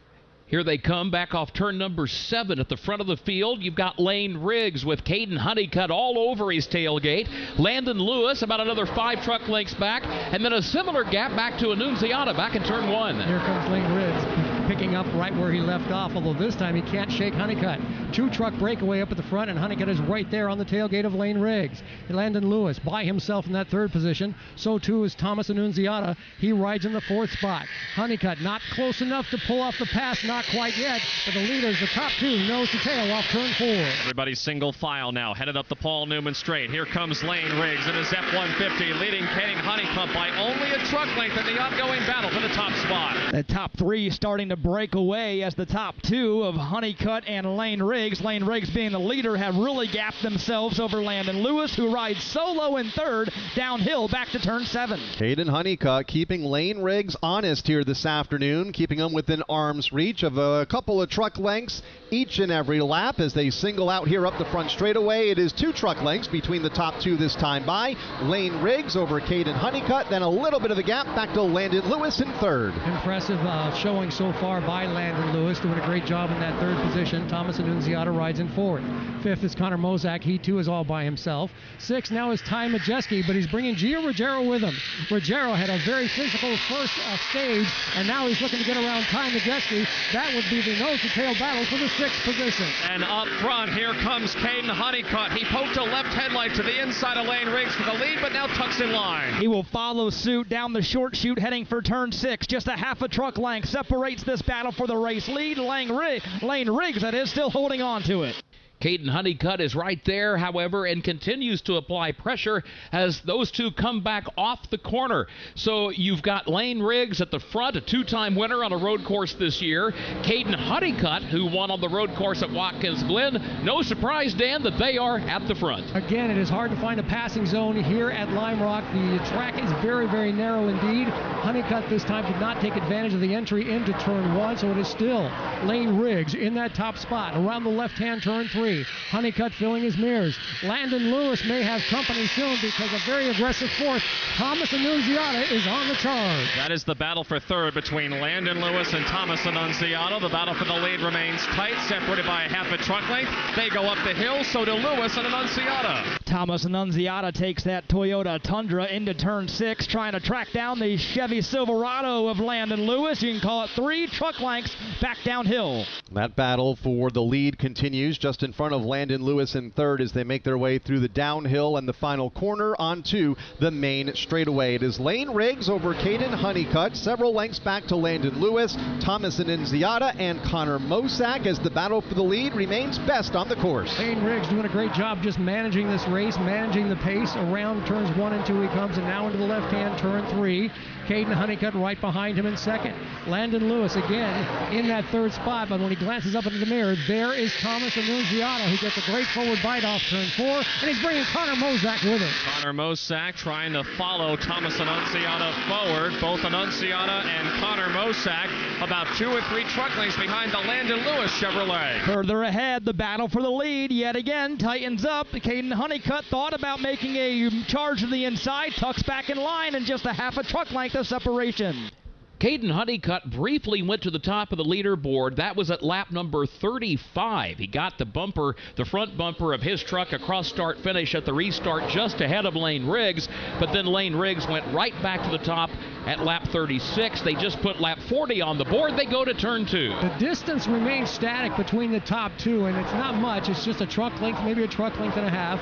Lane Riggs having the lead, again with Honeycutt going around turns, the left-hand turn 3 in that 2nd spot. Honeycutt. And now Honeycutt, as Lane Riggs kind of messed up the entry to turn 4, Honeycutt is right there on the tailgate of the leader. And the difficulty for Honeycutt is trying to figure out where he is going to pull out and pass Lane Riggs. It is not this time up the Paul Newman straight. They hit the short chute coming right at me towards the west bend. Caden Honeycutt trying to track down the Wheelhouse Racing School Ford of Lane Riggs, still tucks right back in line. Caden Honeycutt has poked the nose out of line a couple of times here on the main straightaway on race leader Lane Riggs, but unable to find the momentum to make the pass. Within a truck length now is Caden Honeycutt on Lane Riggs as they go back to turn 1, both able to pull away from Landon Lewis in third. It's obvious that Caden Honeycutt wants to wrestle the lead away from Lane Riggs, but he doesn't want to burn up his tires doing it.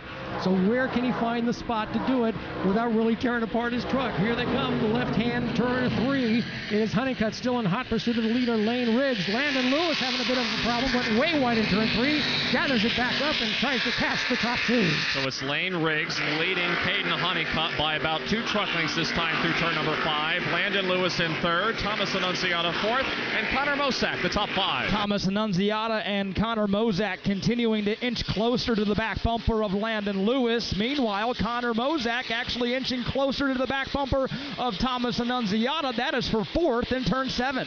It'll be 18 laps to go here in stage 2, this time by Chandler Smith, running back in the 10th position. He's 8 seconds behind race leader Lane Riggs. He continues to trail some smoke off the back of his Ford F-150.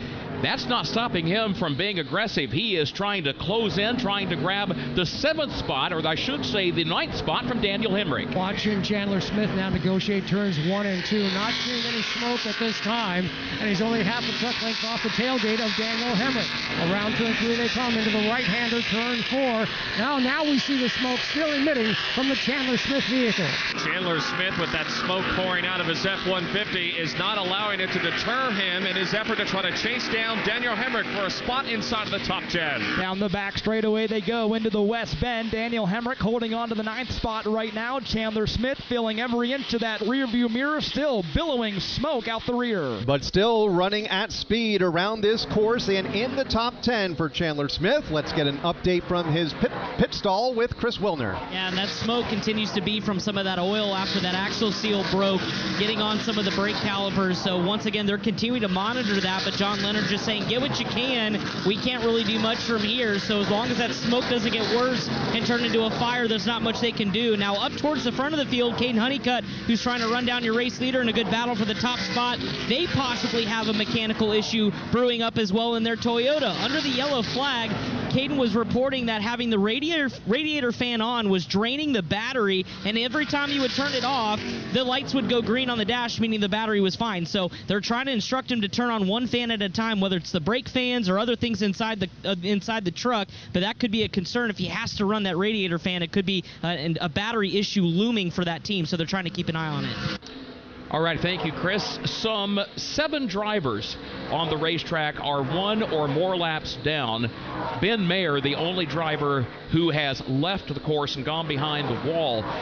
One of the drivers a lap down is Graham Doyle. At turn 1, it looks like Ty Majeski. He either missed his mark or lost his brakes, but he has stuffed it into the tire barrier just outside of turn 1. Ty Majeski running in the 6th position last time by here as we approach the halfway mark, and we'll get an update out in turn number 1. Dan, has the Majeski truck got rolling? Did not see it develop, but no, he is stuck. He is a hood deep into the tire barriers this time, Majeski. And again, I did not see this one develop. It has all the earmarks of either missing the mark or perhaps a tire going down or losing his brakes. But Ty Majeski had a scary moment there, hitting the tire barrier at the exit of turn 1. And we do now go under the caution flag. It'll be the second caution of the day in the Liona 150. Shortly before that incident happened that you heard Dan Hubbard describe involving Ty Majeski, started to mention the fact that for the drivers a lap down, Graham Doyle, sports car racer who is making his career debut today in the NASCAR Craftsman Truck Series, driving for Tricon Garage, he got off the course as well. In fact, there was some beating and banging going on for a while between his truck and the truck driven by Frankie Muniz. Graham Doyle got off the course, now has continued on his way. Under the caution flag, Lane Riggs, the race leader. Hey NASCAR fans, get the NASCAR app. Join My Rewards, and every combo purchase on the app gives you a chance to win an exclusive Talladega experience, race tickets, and other awesome NASCAR prizes. And when the Hardee's number 23 car gets a top 10 finish, we also throw you a code for a free 3-piece hand-breaded chicken tender with a large string purchase. The wins just keep coming. Get the app. Join My Rewards, only at Hardee's. No purchase necessary. Must be 18 or older in the 50 United States or District of Columbia, excluding New York and Rhode Island. And a Hardee's My Rewards member with web device. Begins 4/15/26, ends 6/16/26. Rules at hardees.com/victory lap. NASCAR history. What I learned from Ken Squire, Barney Hall, and Ned Jarrett, I could never repay. Ken never told me what to say or what not to say. I learned very quickly that I was never going to be another Ken Squire. I don't think anybody could rise to that level. Motor Racing Network's NASCAR Live presents podcasts. 50 years of MRN. Jeff Gordon, A Colorful Career, the 1993 season, Junior's Journey, and more. Search for NASCAR Live on your favorite podcast platform. Under the caution flag, Lane Riggs, the race leader. Caden Honeycutt is second. Landon Lewis third. Thomas Annunziata is fourth. Connor Mozak completes the top 5. There are 15 laps to go here in the second stage of the race. From Lime Rock Park, this is the NASCAR Racing Network, home of the tough trucks of NASCAR. You've never been one to idly watch someone else do something for you. There's pride in self-reliance, in working with your hands, in harnessing the power of an E3 spark plug with Diamond Fire technology, yielding better engine performance. You have a choice to make. Take control of your ride, of your life, or be the passenger princess of it. Visit e3sparkplugs.com to put the power in your hands.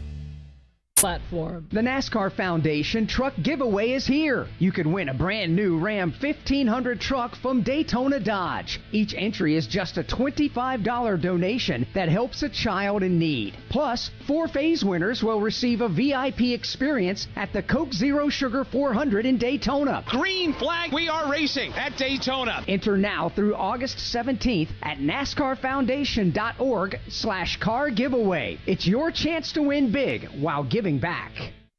Find your local radio station or check out Motor Racing Network's broadcast schedule on MRN.com. Welcome back to Lime Rock Park, where Lane Riggs is the leader under the caution flag. 46 of 100 laps complete. 14 laps to go here in the second stage of the race. Lane Riggs led every lap of the opening stage on his way to the stage win to get us started here today. Second caution of the event. Kyle, certainly not unusual. Race fans are used to hearing about caution flags, but in a way, this one is out of the ordinary. It is the first caution in the 2 years of racing here for an incident on the racetrack. Obviously, earlier today, the first caution was for the end of stage number 1. Last year, the only yellows came at the end of stage 1. We also had fluid on the racetrack and that there was a truck stalled on the back side of the course, but no incidents last year that prompted a yellow flag. That changes here with Ty Majeski in turn number 1. Looked like he locked the brakes up and not quite sure what happened. If he overcorrected, the truck just went straight and into the safer wall to the left side of the course, the tire barrier here at Lime Rock Park over in turn number 1. We hope to hear from him shortly as we have a couple of trucks heading toward the pit lane, including the driver that we've been following running in the 10th spot a moment ago. Chandler Smith is on pit road. Chris Wilner. Yeah, Kyle, he's doing everything he can to keep that truck inside the top 10 with that leaking issue with that broken rear axle seal. NASCAR has mandated them come down pit road. They were monitoring them the last few laps before the yellow flag came out, and NASCAR said we need to take a look at the issue before sending you back out. So they were going to keep Chandler out on the racetrack for track position, but they're now on the pit lane. NASCAR officials are looking at the rear end underneath the truck. They're pointing down now. Looks like the right rear, as they've got crew members looking down there as well, again talking about some of that leaking oil. But Chandler said, well, we might as well put new tires on it here. We may be at a deficit with tires in stage 3, also giving him an adjustment to help with turn in through the corners. But right now the NASCAR officials holding him in his pit box as they continue to look at some of the oil leak from that broken seal. Jason Toy, there's a truck in front of you. Yeah, a couple of them came down the pit lane. Cole Butcher came in, 4 tires, Sunoco fuel, just trying to get the handling right for the youngster there. Also in, Stuart Friesen is in. They went to work on the left side. They took some spring rubbers out on the left rear, so they're trying to get the handling a little better for Stu the Shoe. Further down pit lane, Frankie Muniz is in. Had a little damage on the right front. Was not from that spin after the contact with the Toyota Tundra out there, but it was damage from a contact on a restart on the right front, so they made an adjustment for him. And also Josh Rayum making a stop in Mini Tyrell here on the entrance of pit road. The stops coming at lap number 48, and keep in mind, we talked about at the stage break earlier the modified live pit stop procedure, but that does not prohibit teams from stopping at other points during the race, and indeed pit road open, and a number of drivers taking the opportunity to come to pit road for service, as you heard Chris and Jason describe. It has been a busy weekend so far for Stuart Friesen. We talked earlier about the fact that yesterday he made his ARCA Menard Series debut here at Lime Rock, came home with a 9th place finish, and currently shown in the 25th spot in this afternoon's Liona 150 for the NASCAR Craftsman Truck Series as he continues with everybody else to circulate behind the pace truck. Kyle, we caught up yesterday with Stuart Friesen, and we asked him, are you busy? Not only this weekend, but in the days ahead after you leave Lime Rock Park. He just laughed. Why? And the answer was yes, and obviously raced yesterday's ARCA Menards race, today's Truck Series race, and later tonight will race in the Twin 20s in his modified at the Fonda Speedway in New York. Fonda, located about 112 miles northwest of where we are currently located here in Lakeville, Connecticut at Lime Rock Park. It's about a 2-hour drive, so he loves his dirt racing. He grew up, obviously, in this region, more so in New York and Pennsylvania, but he's close enough to where he can leave this race here in just a little bit, in 52 laps from now, and race in not 1 but 2 main events here tonight at Fonda. And he has won multiple track championships at Fonda during the course of his career. And yeah, it is kind of a silly question to ask Stuart Friesen, are you busy, isn't it? It is, because he's always busy, and a lot of those big block modified races are run during the middle of the week, so it allows him the opportunity to chase more trophies in between these races here in the NASCAR Craftsman Truck Series. More from his pit with Jason. You know, Kyle, you're talking about Stuart, and, you know, we always ask him about that big block racing because we're all intrigued by it. But also his wife, Jessica, races as well. She's in the 62 big block modified. She's been running all season long. She says, every time Stuart seems to run first, I run third. They're running those Twin 20s tonight. She's hoping to have better luck with it. She's here at the racetrack. I said, are you going to drive back to the racetrack and let Stuart get rest?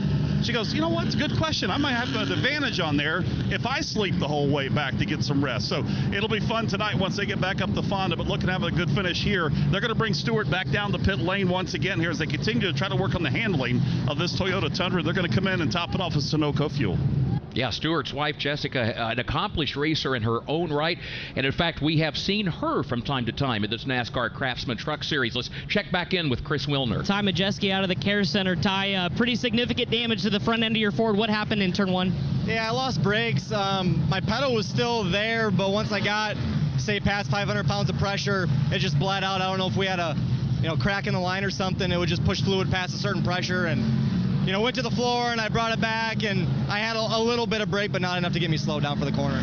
Glad you're all right. That's Ty Majeski done for the day. He's getting set to head out to Wisconsin, his home state. Slinger Nationals coming up this weekend, where obviously he's going to be one of the favorites to take home that crown yet again. Another driver that never seems to stop racing, whether it be here on the NASCAR Craftsman Truck Series or on the short tracks around his home region in Wisconsin. Just ran a couple of races last weekend, top 3 finishes in both of them, and is heading back that way here shortly. Yeah, it's as the saying goes, if you're a racer, any opportunity to jump into a race car, whether it's a fully fendered stock car, whether it's an open wheel car, whatever the case might be, if there's an opportunity to race, these men and women are going to take advantage of it. Getting ready to go back under the green flag, field working its way down the west side of the course. They'll come off turn 7. In fact, they'll do that right now. The pace truck heads back to pit road. Lane Riggs, the race leader. Caden Honeycutt, Landon Lewis, Thomas Annunziata, and Connor Mozak, the rest of the top 5. Rich Keeter puts the green flag up in the air. A couple trucks come together. Landon Lewis gets turned in front of much of the field, and there are several damaged race trucks just past the start-finish line, racing to turn number 1, starting toward the front, and they came spinning and crashing toward us here on the front straightaway on the restart, and immediately we go back under the caution flag. Lewis is able to pull away. Ben Rhodes, the driver that had to start at the rear of the field, was making his way up toward the top 15, was running 14th at the time, has suffered significant right front damage on his truck. He has come to a stop right at pit exit. What a turn of events for Landon Lewis, making, his 6th career start here today in the NASCAR Craftsman Truck Series. He had been running in the top 5. He was in the top 5 throughout the majority of that opening stage of the race, and again through the early portions here of stage 2. But again, things go awry right when the field was coming down for the restart. Immediately, Rich Keeter reached back, grabbed that caution flag, put it back in the air. 3rd time today we've been slowed by caution. Right now, the tow truck is backed up to the front end of the Ben Rhodes truck, former series champion. His truck has taken a lot of damage to the front end. It is currently sitting right down near the exit of the pit lane just before the entrance to turn number 1. And let's check in now. Follow up, Thomas Annunziata.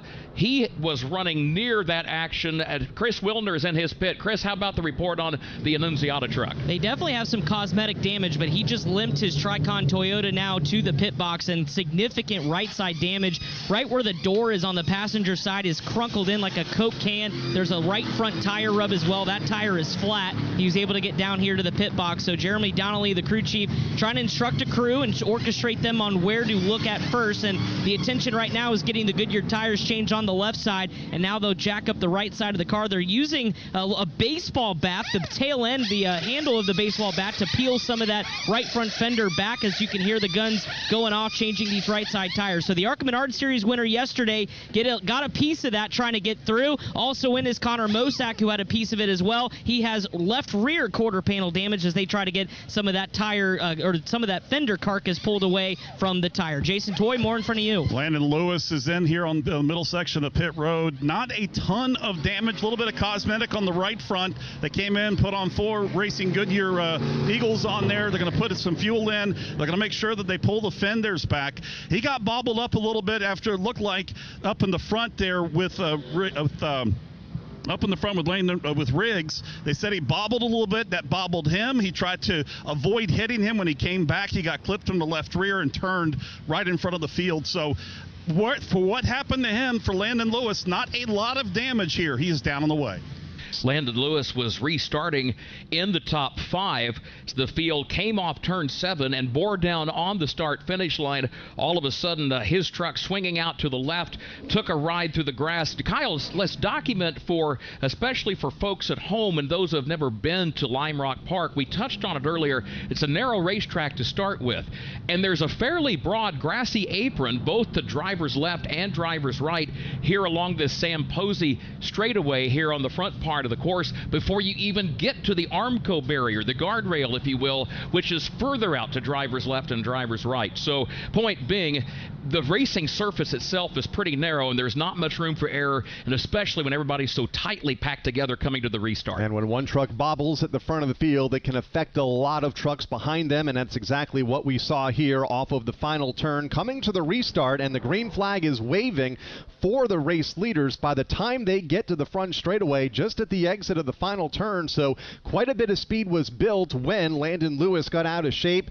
stepped out of line for a moment on Lane Riggs, and then got crossed up at the front of the field. Ben Rhodes, one of the trucks that got into the Armco barrier to the pit side of the front straightaway, or the right side, as they raced to turn number 1. Connor Mozak limps around with some damage. Thomas Annunziata got a piece of it as well. Landon Lewis remains on pit road as they now work on the right side of that truck. It looks like he'll be able able to continue on, but that does put us under the caution flag for the third time here this afternoon. Just past halfway, working lap number 53. There will be 47 laps to go when they come back to the start-finish line. About a half dozen trucks total involved in this incident, bringing out the third caution of the race. From Lime Rock Park, this is the NASCAR Racing Network, home of the tough trucks of NASCAR. If you build it, we'll race it. Short track racing in the cornfields of Iowa. And they've got a problem. Heartland grit meets NASCAR horsepower. The Busch Light Summer Music Series continues, featuring Dierks Bentley, country that's loud, engines that are louder, an asphalt field of dreams. Hell yeah, boys! NASCAR weekend at Iowa Speedway, August 7th through 9th. Get your tickets now at iowaspeedway.com. Inspiring story. Dale Earnhardt Jr. comes back to the Daytona International Speedway. He will win the Pepsi 400. I'm just a pilot, man. You know, I just want everybody to be happy. I want to do good, and hopefully all of my dad's fans enjoyed this. This for all them. Motor Racing Network's NASCAR Live presents podcast Junior's Journey. Jeff Gordon, a colorful career, 50 years of MRN, the 1993 season, the road to royalty, and more. Search for NASCAR Live on your favorite podcast platform. This is Tyler Ankrum. You're listening to the NASCAR Craftsman Truck Series on the NASCAR Racing Network.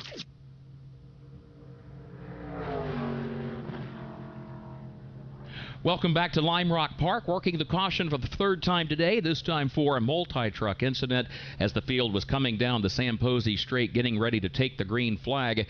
Just as quickly, the yellow flag came right back out after several drivers, including Landon Lewis and Ben Rhodes and Connor Mozak and Thomas Annunziata, among others, all got together coming through this front straightaway. In the meantime, Kyle, don't want to lose sight of the fact there has been a change at the top of the leaderboard. And it happened on the restart, and prior to the caution flag coming back out for the third time, Caden Honeycutt, now shown as the race leader, was able to take the lead from Lane Riggs under the short spurt of green flag racing that we had as they were crashing toward the tail end of the field. Grant Enfinger now is third, Gio Ruggiero fourth, Daniel Hemrick, who's been Mr. Consistency on road courses thus far this season, has emerged into the top five for the first time today. Then it's Andres Perez de Laura, Tyler Ankrum, Parker Kligerman is eighth, Jake Garcia ninth, and Tanner Gray now into 10th. As the pit crew continues to work on the truck of Landon Lewis and we work under the caution flag, we talked earlier in the broadcast about the fact that Ron Hornaday Jr. has been the driving coach for Landon Lewis and has helped shepherd his young career along in this NASCAR Craftsman Truck Series.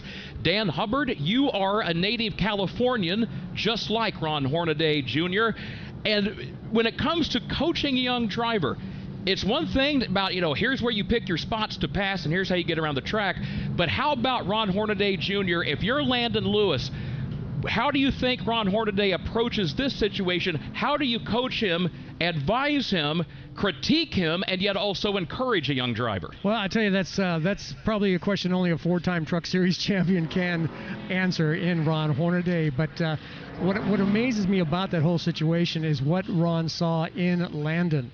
Clearly, Landon doesn't have like a full schedule. When he is in a truck, when he is in anything, quite frankly, he runs very, very well. So Ron Hornaday really did see something in him. Tried to get Chevy on board, and they helped out a little bit. I do recall when we did standalone Riley race at Portland just a few years ago, Ron Hornaday was very high on this kid, Landon Lewis, and rightfully so. He's done a tremendous job here today. Even though he was involved in that accident, I think, again, we heard from pit road that the damage was minimal. Watch for Landon Lewis to come through the field and come through it in a hurry. But, yeah, kudos to Ron Hornaday for just finding that talent, seeing something extra that a lot of us can't see. The 2025 Cars Tour Late Model Stock Champion, just 20 years old, from Ocean Isle Beach, North Carolina.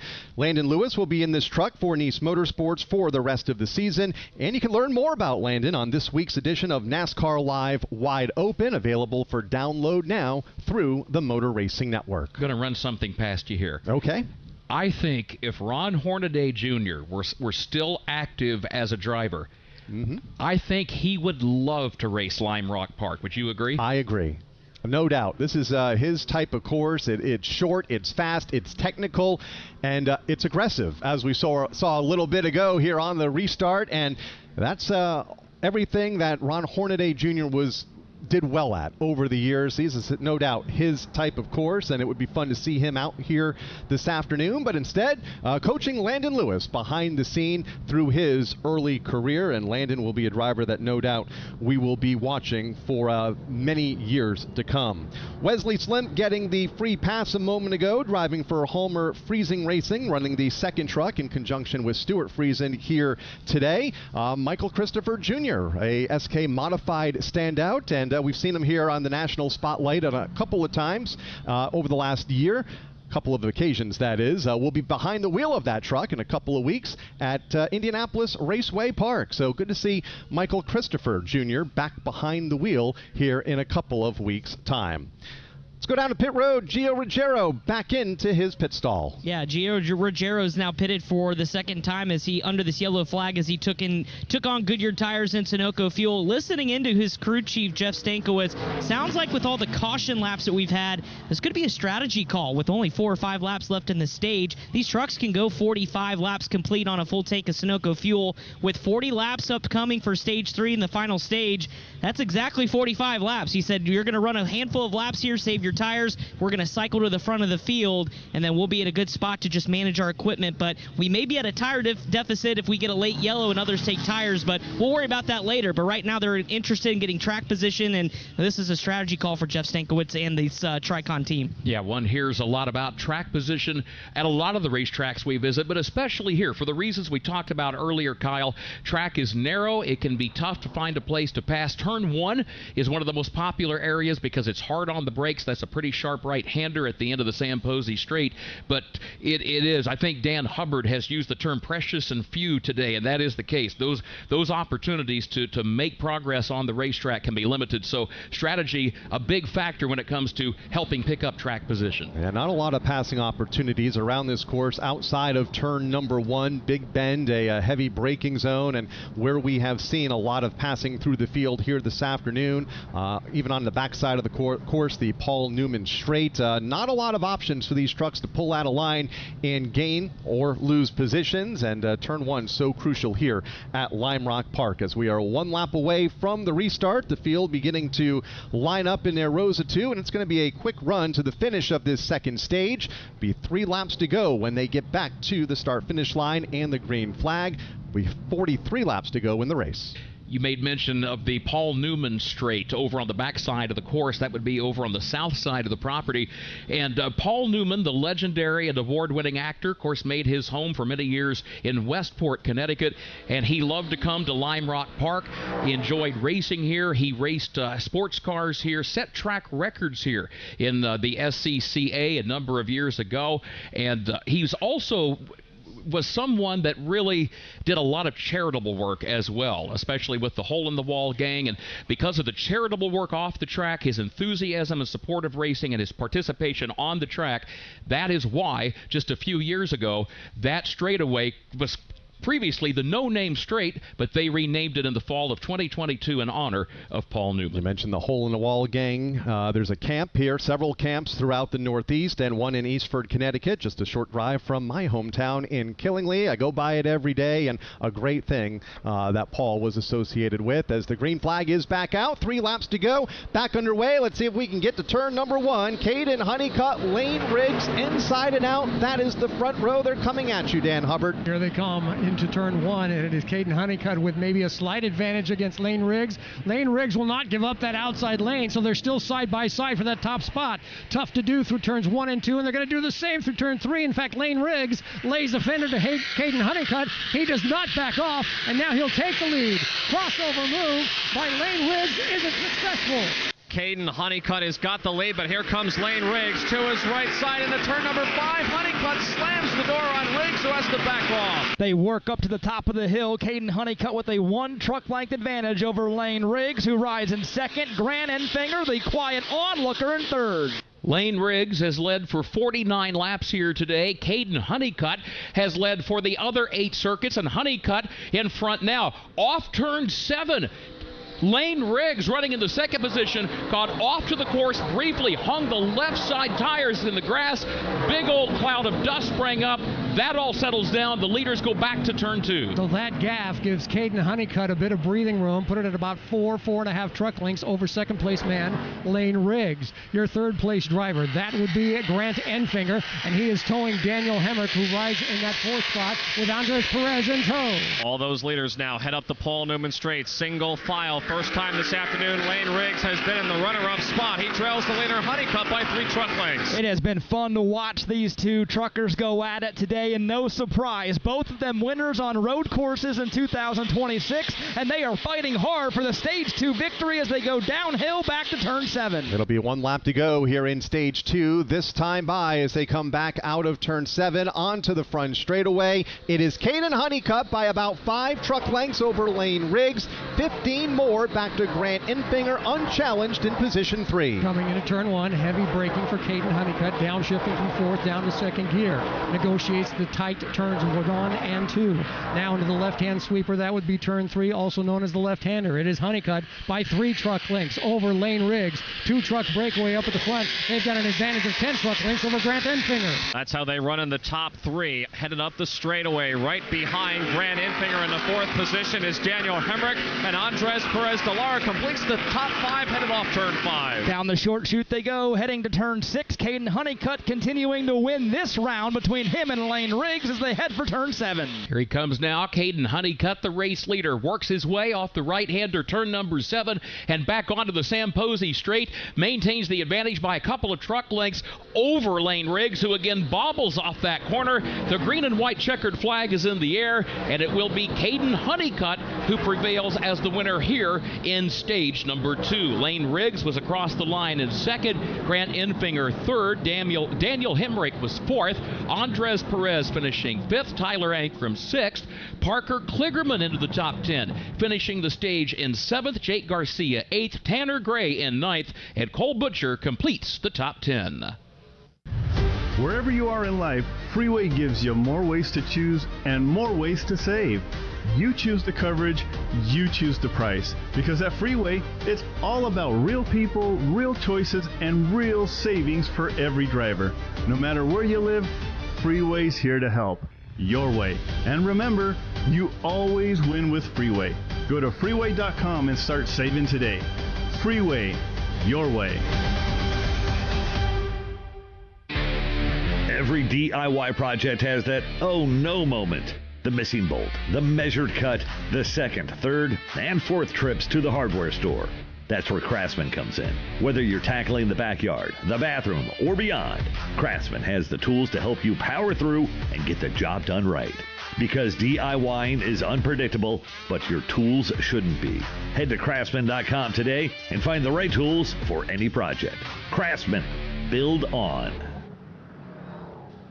Modified live pit stops upcoming, but keep in mind several drivers made stops from lap 52 to lap 55, about 45 to 48 laps from the advertised conclusion of the race. Pit window is 45 laps. What do those drivers do? We'll find out in just a moment. From Lime Rock Park, this is the NASCAR Racing Network, home of the tough trucks of NASCAR. Relive the thrills of over 50 years of NASCAR racing with the Motor Racing Network's Classic Race. 36th Annual Southern 500. They come down to the start-finish line. Bill Elliott and David Pearson get down. We dig into the MRN audio vault for unforgettable races and moments. Dale Jarrett's got the lead. Earnhardt's not going to get him. Dale Jarrett is going to win the Daytona 500. Available on MRN.com and podcast platform. Alan Kowicki out of turn number 4, the new Winston Cup champion. He does it across the line. MRN Classic Races. Get ready to rev your engines, NASCAR fans. The thrill, the speed, the action. You can now experience it all for free on the NASCAR channel on Tubi. All-day access to NASCAR action, streaming classic moments, iconic rivalries, and behind-the-scenes stories from the greatest drivers. Best of all, it's completely free. Stream anytime, anywhere on your favorite fast platform. No fees, no strings, just NASCAR. Find the NASCAR channel on your streaming device and start watching today. This is Chandler Smith. You're listening to the Craftsman Truck Series on the NASCAR Racing Network.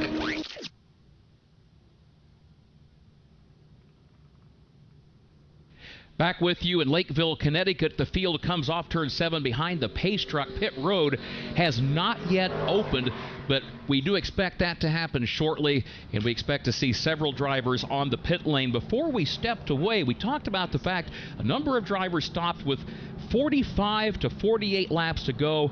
Pit window generally seen as 45 laps, so where will that leave drivers like Gio Ruggiero and Stuart Friesen and Corey LaJoie, among others, Kyle? Be curious to see what the thought process is and how that strategy plays out, because they seem to be right on the edge of the pit window when they last stopped to go to conclusion of the race. Colin Brown, Landon Lewis, a lot of those trucks on pit road fixing damage from the incident because of the restart crash several laps ago, Thomas and Enziata, but they could all be within the window here, and we'll see if they remain on the track to gain some track position when pit road opens. We believe it'll be this time by, as the pace car has gathered the field of trucks behind Caden Honeycutt, the race leader, Lane Riggs, Grant Enfinger, Daniel Hemrick, and Andres Perez, the top 5. There are still 25 drivers of the 33 who took the green flag today that remain on the lead lap. Brendan Queen is the last of those drivers. Connor Mozak, he's back in the 24th position. He got some damage in one of the caution flag situations earlier today, but he has remained on the lead lap, albeit back in the 24th spot. Thomas Annunziata, Landon Lewis, whom Kyle mentioned, those two drivers also were involved in that particular multi-truck incident.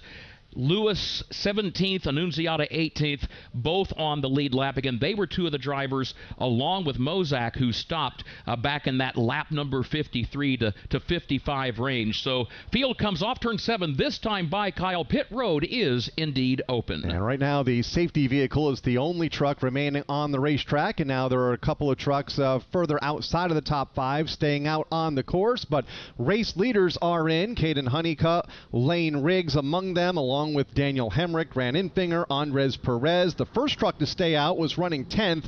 That was Cole Butcher, and you called it, Kurt. Stuart Friesen, Gio Ruggiero among the trucks staying out on the racetrack. Corey LaJoie also among them, so they'll gain some much-needed track position here as we get set up for the final 38-lap run to the finish here in the Liuna 150 at Lime Rock Park. Let's go to the pit lane here in just a moment once the final truck pulls into the pit stall, and that's going to be Connor Mozak. And once everybody is in position and stopped, the NASCAR officials will release the crews over the wall, and they can begin their 3 minutes of work here on the pit lane as we get set for the final stage of the afternoon here at Lime Rock Park. Let's go to pit road now and begin our coverage with Chris Wilner. Lane Riggs is in after after trying to win the stage up against Caden Honeycutt, but was fighting a really tight race truck and said, I need my left rear into the track a little bit more. So chassis adjustment here. The crew looking underneath the left front as well before putting brand new fresh Goodyear tires on board, also packing it full of Sunoco fuel. Running in that first spot here was Caden Honeycutt. Not much different though than run number 1. Said, I'm just really struggling with drive off the corner, especially through the switchback section, turns 2, 3, and into turn number 4. They're going to make an air pressure and chassis adjustment on his Toyota to send it back out. Tyler Ankrum is in, building tight throughout the run, running in that 6th position. He'll change 4 Goodyear tires, Sunoco fuel. Parker Kligerman finally cracking into the top 10. He's up to 7th. Wants an adjustment for the race truck, but also the driver needs an adjustment. Asked for some Tums up on the pit box. Said, my stomach does not feel good. So an ailing Parker Kligerman needs a little help there as well. So all these trucks pitted here. You guys mentioned Gio Ruggiero. This is the strategy call for Jeff Stankiewicz, saying we saved some fuel in those 4-lap runs. We are at a tire deficit by about 4 laps, but shouldn't hamper us too much. Jason Toy? With about 2 minutes left to go here on this cycle of pit stops here between stage 2 and stage 3. Andres Perez de Lara, he has made a stop. He has cracked into the top 5. Good run for them. Talking with crew chief Wally Rogers, they've had good runs this season. The results haven't been there. They just want to have a good finish here today. That would be more like a victory for them right now. So they're in 4 tires, Sunoco fuel, happy with the race truck. Further back, couple of the Ram trucks that are here, including the Butterbean Queen, many Tyrells on the pit lane, all making adjustments here and getting 4 tires and Sunoco fuel. The Rayum Brothers racing teams are further back, including the Lee truck, truck also. Frankie Muniz is in. Josh Raymond, the team owner, he is also in. But significant in focus right now on Grant Enfinger. He has brought the truck in. The Silverado was losing voltage there during that last segment. They decided to leave him out there to finish things up. They've changed the battery on the left side, which the batteries on these trucks are located behind the driver's seat. So they have to take the left rear off, open the panel inside. One snap pulls it out, one snap clips it in. They were able to put them in. The Ilmore Motor guys, they went under the hood. They're looking at the alternator, make sure everything's attached there right. Now they're completing work with the Goodyear Racing Eagles on the right side. They've already got Sunoco fuel in it for Grant Enfinger as they try to finish some things up. They're going to get him back out here before the clock expires. And Grant Enfinger, we've proven so far today, he's got a very fast Silverado. If they can keep the voltage in it, he could make a fun run towards the front. All right, thank you, Jason and Chris. We've talked about the fact under the modified live pit stop format, for those drivers that come to pit road, you neither gain nor lose positions among that group. However, you can gain positions by not coming to pit road, staying on the racetrack. Stuart Friesen, Cole Butcher, also Gio Ruggiero, Corey LaJoie, Colin Brown, Landon Lewis, Thomas Annunziata, Minnie Tyrell, Wesley Slimp, all stayed on the racetrack because, keep in mind, those were the drivers we talked about. They had pitted just a few laps ago, back when the lap count was in the mid-50 range. They all stayed on the racetrack, so they are in a position now to restart this race at the front of the field as we head toward the final stage. Currently 38 laps to go. Kyle, we've been busy here this weekend, but the NASCAR world is also busy elsewhere. A lot happening in Atlanta here this weekend. The NASCAR O'Reilly Auto Parts Series will race tonight at the Echo Park Speedway in Atlanta. The Focused Health 250 set for 6:30 p.m. Eastern Time this evening. Justin Allgaier, that is, the dominant force in that series here this season. 194-point lead over Jesse Love in the championship standings. The race for the 12th and final playoff spot has been good. Brent Cruz 44 points ahead of William Sawalich with just 4 races remaining for the NASCAR O'Reilly Auto Parts Series. They race tonight. The NASCAR Cup Series will race at Echo Park Speedway tomorrow. The Quaker State 400 can be heard with our friends from the Performance Racing Network at 6 p.m. Eastern Time. Denny Hamlin, the championship point leader by 44 over Tyler Reddick, while the race for 16th is good between Eric Jones in the 16th spot and on the bubble. 4-point advantage over Connecticut native Ryan Preece. And speaking of points and such and championship battles regarding the NASCAR Craftsman Truck Series, which is our focus here today in Connecticut, we talked when we came on the air today about the drivers who are on the bubble. And again, only 4 more races to go after today before the chase for the championship begins in this series. When the day began here, it was Jake Garcia who was 5 points to the good. But as things currently stand, and obviously this will remain in flux throughout the rest of the day and also throughout the upcoming 4 races as well. But just for a talking point, you might say, Grant Enfinger currently is shown in that 10th and final spot just above the cut line. He would be currently 7 points ahead of Stuart Friesen, who's another 2 points in front of Jake Garcia. But just to give everyone an idea how competitive things are trying to make the cut for the chase. And it was fun to watch those standings reset live time as the field crossed the line here in their restarting positions after this round of pit stops. Let's reset the field for you. As Kurt mentioned, that several trucks did not pit here under this most recent round of stops, including Cole Butcher, who is the new race leader and a driver needing every point possible to move into the 10-driver chase. Stuart Friesen is in that same boat and will restart in second. Gio Ruggiero in third. Corey LaJoie fourth. Colin Brown to round out the top 5. Then you get back to Landon Lewis, Thomas Annunziata, Minnie Tyrell 8th, Wesley Slimp 9th, and then the first driver off the pit lane a moment ago, former race leader Caden Honeycutt, will restart in 10th. First time today, Kurt, he will be in traffic. And in fact, you're going to have Lane Riggs, who's led more laps here today than anyone, won the opening stage of the race. He will restart back in 11th. Grant Enfinger 12th. Daniel Hemrick 13th. Andres Perez de Lara in 14th. Tyler Ankrum 15th. Parker Kligerman 16th. Jake Garcia 17th. Tanner Gray 18th. Louis Foster 19th. And Justin Haley 20th. All of those trucks on the lead lap, along with Chris Wright, Christian Eckes, Dawson Sutton, Brendan Queen, Connor Mosack, the top 25 as the field comes off of turn number 7. Stage 3, the final stage here at Lime Rock Park is underway. New faces at the front of the field. Cole Butcher, Stuart Friesen, side by side for the top spot heading into Big Bend. It is not Cole Butcher to that inside of turns 1 and 2. He's got the preferred line, but Stuart Friesen is right there. Now Friesen has the preferred line as they go through the left-hand turn 3. Everybody 2 by 2 by 2, at least 6 to 7 rows deep. Unusual to see through the S's here at Lime Rock. But now Cole Butcher, the clear leader, Stuart Friesen and Gio Ruggiero in hot pursuit. All that traffic now racing up the long straightaway to turn number 5, and they're wrecking in the back of the pack. One truck goes pounding into the inside retaining wall, headed up the Paul Newman straightaway. It is Chris Wright. He got turned in the middle of the track trying to come off of turn number 4. He has now pounded his Chevrolet Silverado into the fence and is now trying to grab a gear and drive away. We will remain under the green flag as the field comes pouring off of turn number 7 with Stuart Friesen, the race leader. But now the caution is out. Caution flag is unfurled for the 5th time this afternoon, and Rich Keeter had waited and waited, communicated with race control, and then the decision was made to go ahead and unfurl the caution. So we'll re-rack them and try it again here shortly. And Cole Butcher, who had been leading, was slow off of turn 7 and up the front straightaway. All of the lead lap trucks behind him were trying to move to his inside. Butcher trying to stay out of the way. He faded to the 8th position here on the front straightaway. Stuart Friesen was able to get around him. Gio Ruggiero now in 2nd. Thomas Annunziata 3rd. Corey LaJoie and Caden Honeycutt in one lap has moved from 10th to 5th. Here, just under one green flag lap as we go caution for the 5th time here this afternoon after the incident on the back side of the course.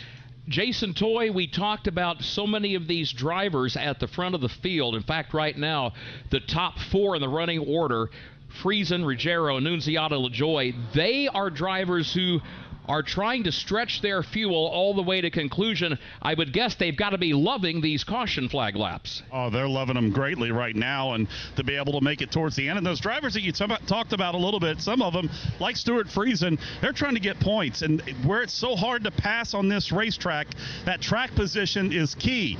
But you got to know when to hold them, know when to fold them, know when to run, and that's the big thing. They made the gamble to come in before the end of stage number 2, get enough fuel to take them the rest of the way, and hoping that if things work out, if they can't get the victory, at least pick up some more points here in this final stage. And you talked about Grant Enfinger earlier. He's picked up 37 points over the last handful of weeks. He was 5 under coming in. He's done very well in the first 2 stages picking up points. They're trying to work their way back up into that top 10 so they can continue to pad their way with those points here after making that battery change out there. But you know, you got to gamble sometimes if you want to go for a win, or at least go for what's going to be a race for a championship later on. Very true. Everything Jason said is true. But some of the drivers who did stop at the stage break, Kyle, they're starting to carve up the top 10 pretty quickly. Did not take long in one green flag lap. Caden Honeycutt restarted 10th. He is up to 5th and will be right on the back bumper of the guys that stayed out. Stuart Friesen, Gio Ruggiero, Thomas Annunziata, and Corey LaJoie. Honeycutt in 5th. Lane Riggs has raced from outside of the top 10 into the 6th spot. Then it's Landon Lewis, Cole Butcher, who was slow coming to the caution, and then Colin Brown and Grant Enfinger, who we just talked about a moment ago, needing all the points that he can get, running 10th right now with 34 laps to go. From Lime Rock Park, this is the NASCAR Racing Network, home of the tough trucks of NASCAR. You've never been one to idly watch someone else do something for you. There's pride in self-reliance, in working with your hands, in harnessing the power of an E3 spark plug with Diamond Fire technology, yielding better engine performance. You have a choice to make. Take control of your ride, of your life, or be the passenger princess of it. Visit e3sparkplugs.com to put the power in your hands. Your tickets now at richmondraceway.com. Hi, folks. Kyle Petty here. I want to tell you about a place that's dear to my heart, Victory Junction. It's a year-round camp that gives kids with complex medical and physical conditions life-changing experiences that are fun, empowering, and always free for families. Please help Victory Junction support kids who need it the most by making a donation today. Any amount will help kids attend camp for free. Help make a difference by visiting victoryjunction.org/donate. Motor Racing Network's Crew Call with Steve Post and Todd Gordon, wherever you get your podcasts and on YouTube. Continuing to work caution flag for the 5th time here this afternoon at Lime Rock Park in the Liuna 150 for the NASCAR Craftsman Truck Series. 33 laps to go, 67 complete, and it's Stuart Friesen currently at the front of the field. Let's pause 10 seconds for station identification on the NASCAR Racing Network.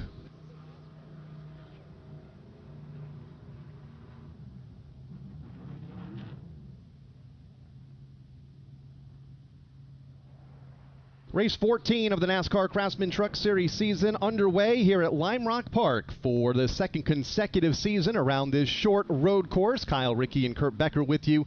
High above the start-finish line, Dan Hubbard, Tim Catalfamo, and Nathan Prouty have all the action covered out in the corners here this afternoon. And on pit road, Chris Wilner and Jason Toy. And Kurt, it has been a very eventful afternoon.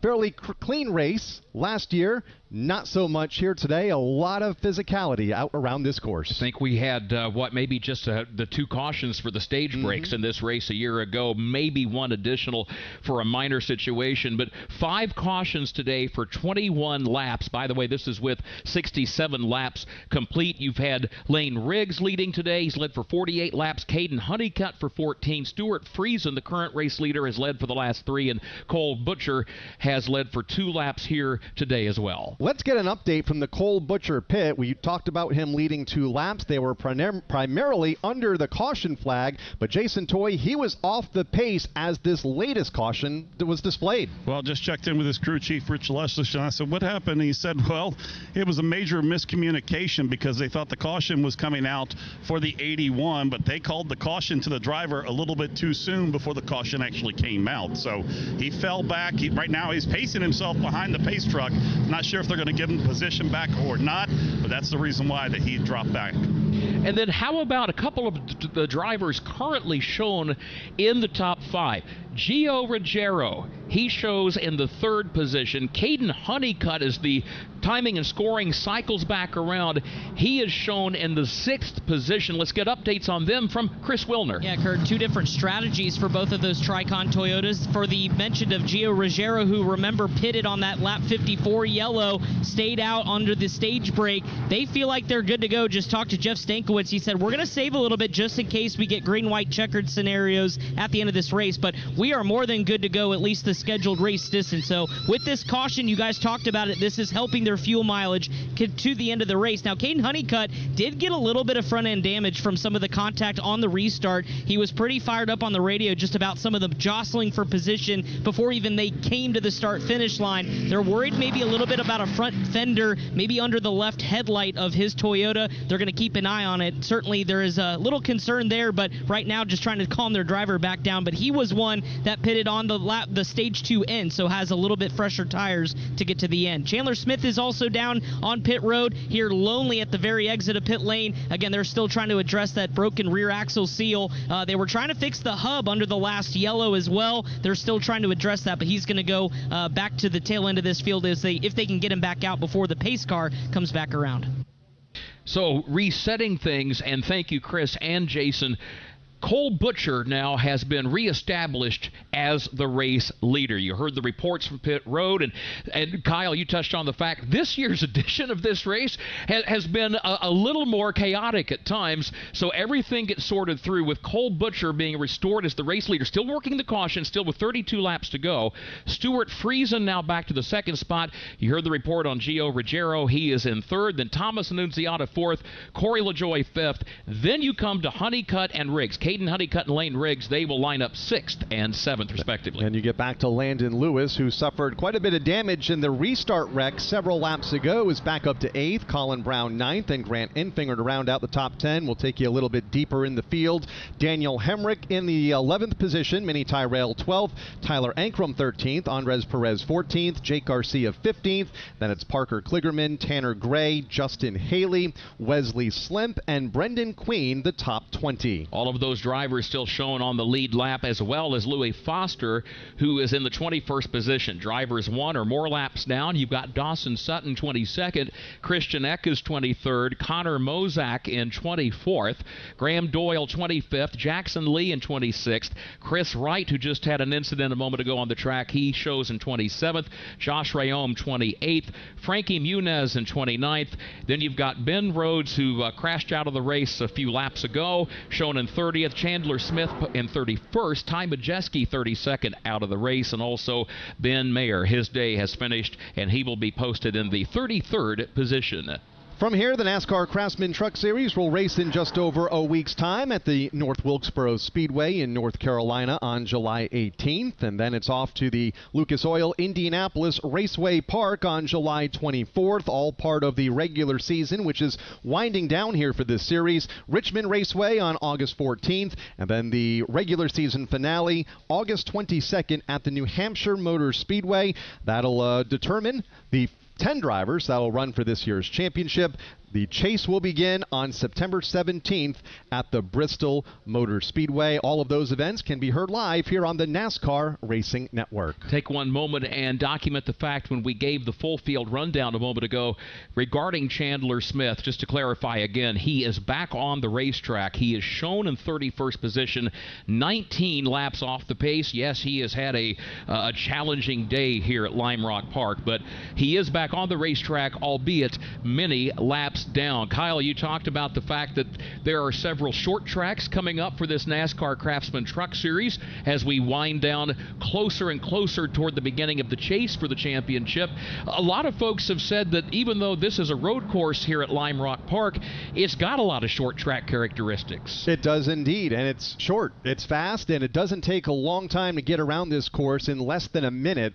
Unlike Watkins Glen, unlike San Diego, where you get into laps that are a minute and a half, 2.5 minutes. A lot of short track characteristics, and we're seeing those characteristics shine here this afternoon with the contact that we have seen on the course. Beautiful 82 degrees Saturday afternoon here at Lime Rock Park. Picture perfect to-go racing here in northwestern Connecticut.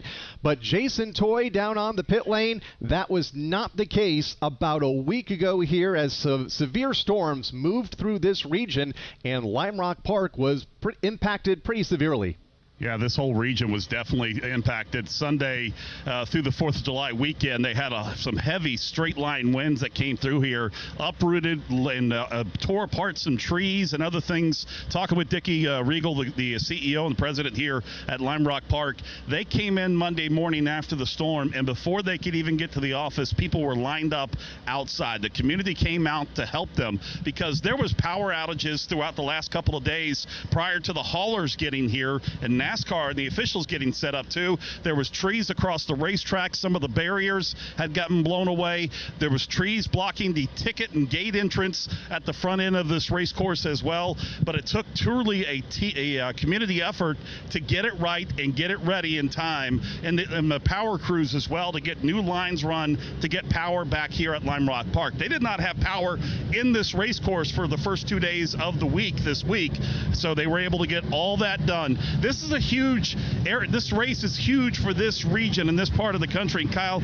you're from up in this area, and you know exactly. One of the biggest motorsports events here in New England here this year is right here. Some 20,000 expected in attendance here over the weekend.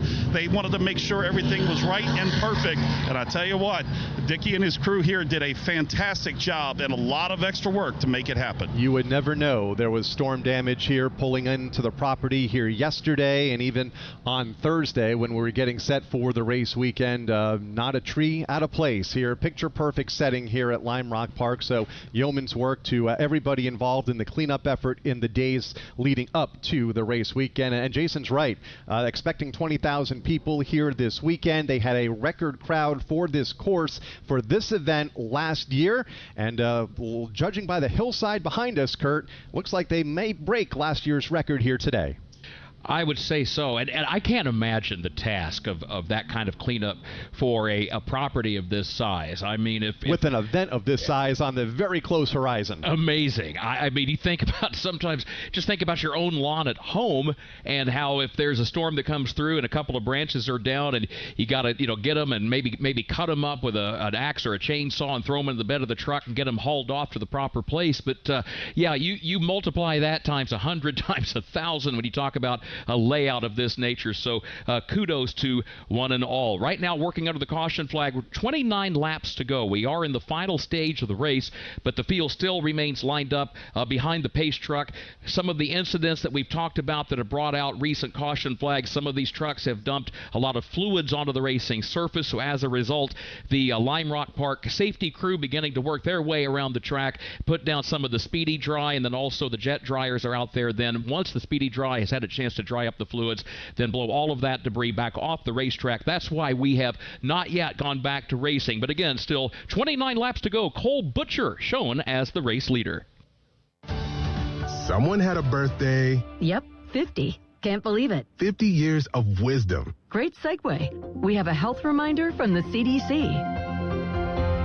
Pneumococcal vaccination is recommended for adults 50 or older. Says here, we're over 6 times more likely to be hospitalized with pneumococcal pneumonia than adults under 50. I don't love those odds. Same. Look what I found. Pfizer's Prevnar 20 is proven to help protect adults against pneumococcal pneumonia and invasive pneumococcal disease in just 1 dose, and millions have already gotten it. Continued approval may depend on a supportive study. Don't get Prevnar 20 if you have a severe allergy to its ingredients. A weakened immune system may lower your response. Common side effects include injection site pain and swelling, fatigue, headache, muscle and joint pain. For full prescribing information, please call 1-855-213-2138. Visit Prevnar20.com or talk to your doctor or pharmacist.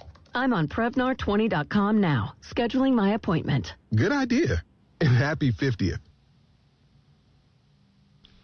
Caution flag has been withdrawn. Now the red flag has been extended as track cleanup continues. So under the red flag now, still with 28 laps to go. The race leader is Cole Butcher with Stuart Fries in second. Gio Ruggiero is third. Thomas Annunziata fourth. And Corey LaJoie completes the top 5. From Lime Rock Park, this is the NASCAR Racing Network, home of the tough trucks of NASCAR. The NASCAR O'Reilly Auto Parts Series races here. The Motor Racing Network. Side by side into one. Zilich trying to get the advantage up high. Puts the squeeze on Eric Almirola. Connor Zilich by half a car length off through 2. We have you covered from the green flag to the checker. Connor Zilich to the lead, but they're 4 wide behind him. The voice of NASCAR. Here comes Jesse Love to the start-finish line. He'll win at Phoenix. The NASCAR O'Reilly Auto Parts Series races on the Motor Racing Network.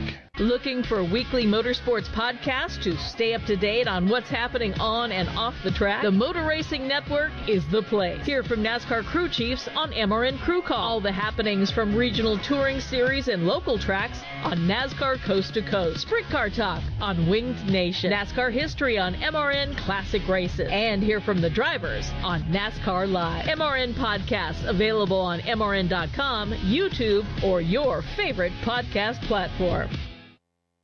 This is Grant Enfinger. You're listening to the NASCAR Craftsman Truck Series on the NASCAR Racing Network.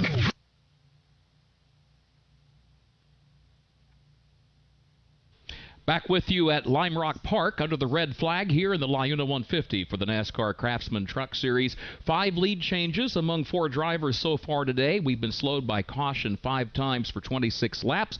Lane Riggs led every lap in the opening stage of the race, and then Caden Honeycutt won stage 2. In addition to those 2 drivers, also Cole Butcher has led a couple of laps here today, and in fact is the race leader as we sit under the red flag still with 28 laps to go. Let's get some updates from some of the crew chiefs down on the pit lane as we sit here under the red flag, including the driver currently shown third on the speedway. And Gio Ruggiero, his crew chief Jeff Stankiewicz, is standing by with Chris Wilner. Yeah, sitting in the shade here on the pit box as the field sits under the red flag just about 100 yards from us. So, Jeff, strategy, it's funny, we talked before the race, like, yeah, there's some strategy calls, but we'll kind of see what happens. Well, you guys played one, and so far it's working out to you, pitting on lap number 54, staying out the end of stage 2. Are we good on fuel 1 and 2? I'm sure you would have liked to probably run a few more laps under yellow. Yeah, we feel like we're good on fuel for sure. We're just saving fuel still in case we get green-white checkers. I think, it's a pretty big probability for a lot of green-white checkers, so we're just making sure we're safe there. But, yeah, we were just okay. We were running 6th or 7th there the whole time and wound up getting some track position when they had a wreck, but just didn't feel like we were good enough to go up there and pass or anything. So we just tried something different and tried to give ourselves a little buffer to the leaders when they did pit and put tires on. I really thought more people behind us would have done it as well, but we still in pretty good shape. I think, we got ourselves up front in position, and as long as we execute, we can have a really solid finish here. With those extra 4 or 5 laps on the tires, will that make a big enough difference? How have we seen these Goodyear tires behave on such a hot and slick day?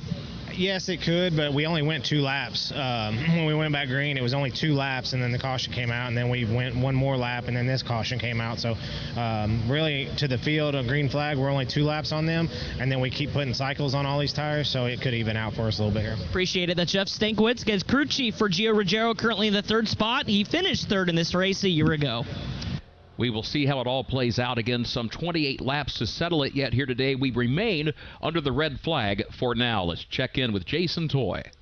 Well, talk about a couple of drivers that are having some pretty good runs and running some strategy here. And that we're going to talk about the Ram trucks that are out here, including Corey LaJoie, who is sitting up here and talking to Alex Johnson, his crew chief, as he works his way and try to work his magic. Let's check in with Alex real quick. And Alex, you guys are on a little different strategy with Corey here. How have you progressed throughout this afternoon? Oh, it's been a long day for sure. We've had our work cut out for us. Everybody here at College Racing and Rams really worked hard all day from start to finish, and can't thank them enough. It was risk versus reward, and these guys deserve to take the risk to get the finish they deserve. So Corey, myself, Chris Rice kind of talked about this before the race ever started, and we knew if the opportunity presented it that we was just going to go ahead and do it. And luckily, it panned out to where we've gotten track position now. We'll just see if we made the right adjustments to keep the truck up front. I was surprised to hear this is the first time he's been to this race course, so seems like he's adapted pretty well to short practice and qualifying earlier, and now the race. Oh, absolutely. This is the first time College Racing's been here, too, so we pulled in yesterday and was like, we probably need to make some adjustments. We've watched a lot of races back and did a lot of studying, but until you get here, it's just hard to see what you're getting into. But everyone has done a really, really great job. How important is it? You guys want the victory, but to have a solid finish for this program. Oh, it's as well as I do. We need that as much as anybody, and these guys that's driving these trucks, they give 110% effort, and that's all you can ask for them. Like I said earlier, not to keep harping on it, but everybody's been working their guts out to get here, and it's just fun to see them and give them the opportunity they deserve. All right, Alex, good luck. Thank you. Alex Johnson is the crew chief for Corey LaJoie. He talked about Chris Rice, who's the president of Colic Racing in this Ram program. He was just talking about you guys pulled on the lot here for the first time yesterday, first time ever for this organization. Preparation coming to a new track. How hard is that for you guys, having never been here before?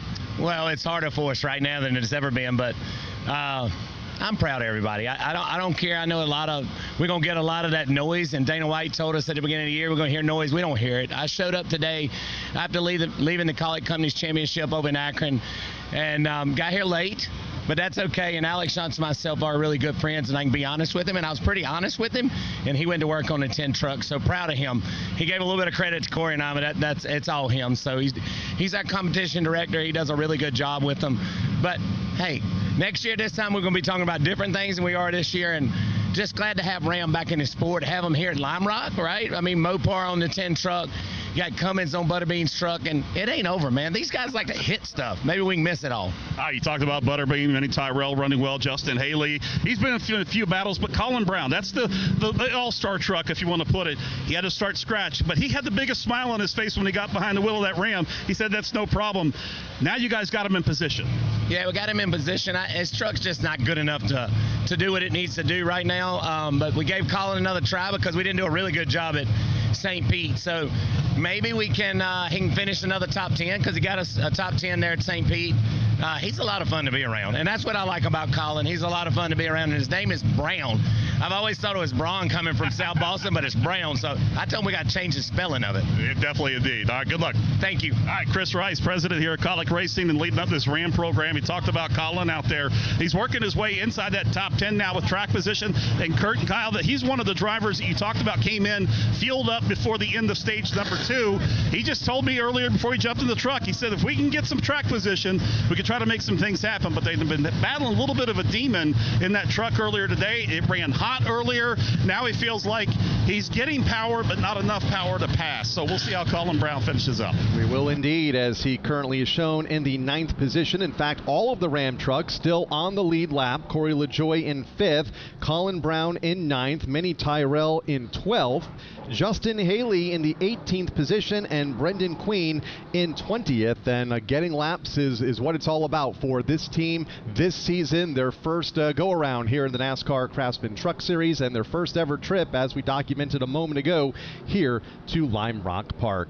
Here's a look at who's getting it done on the track right now, presented by Craftsman. DIY projects always sound simple until they're not.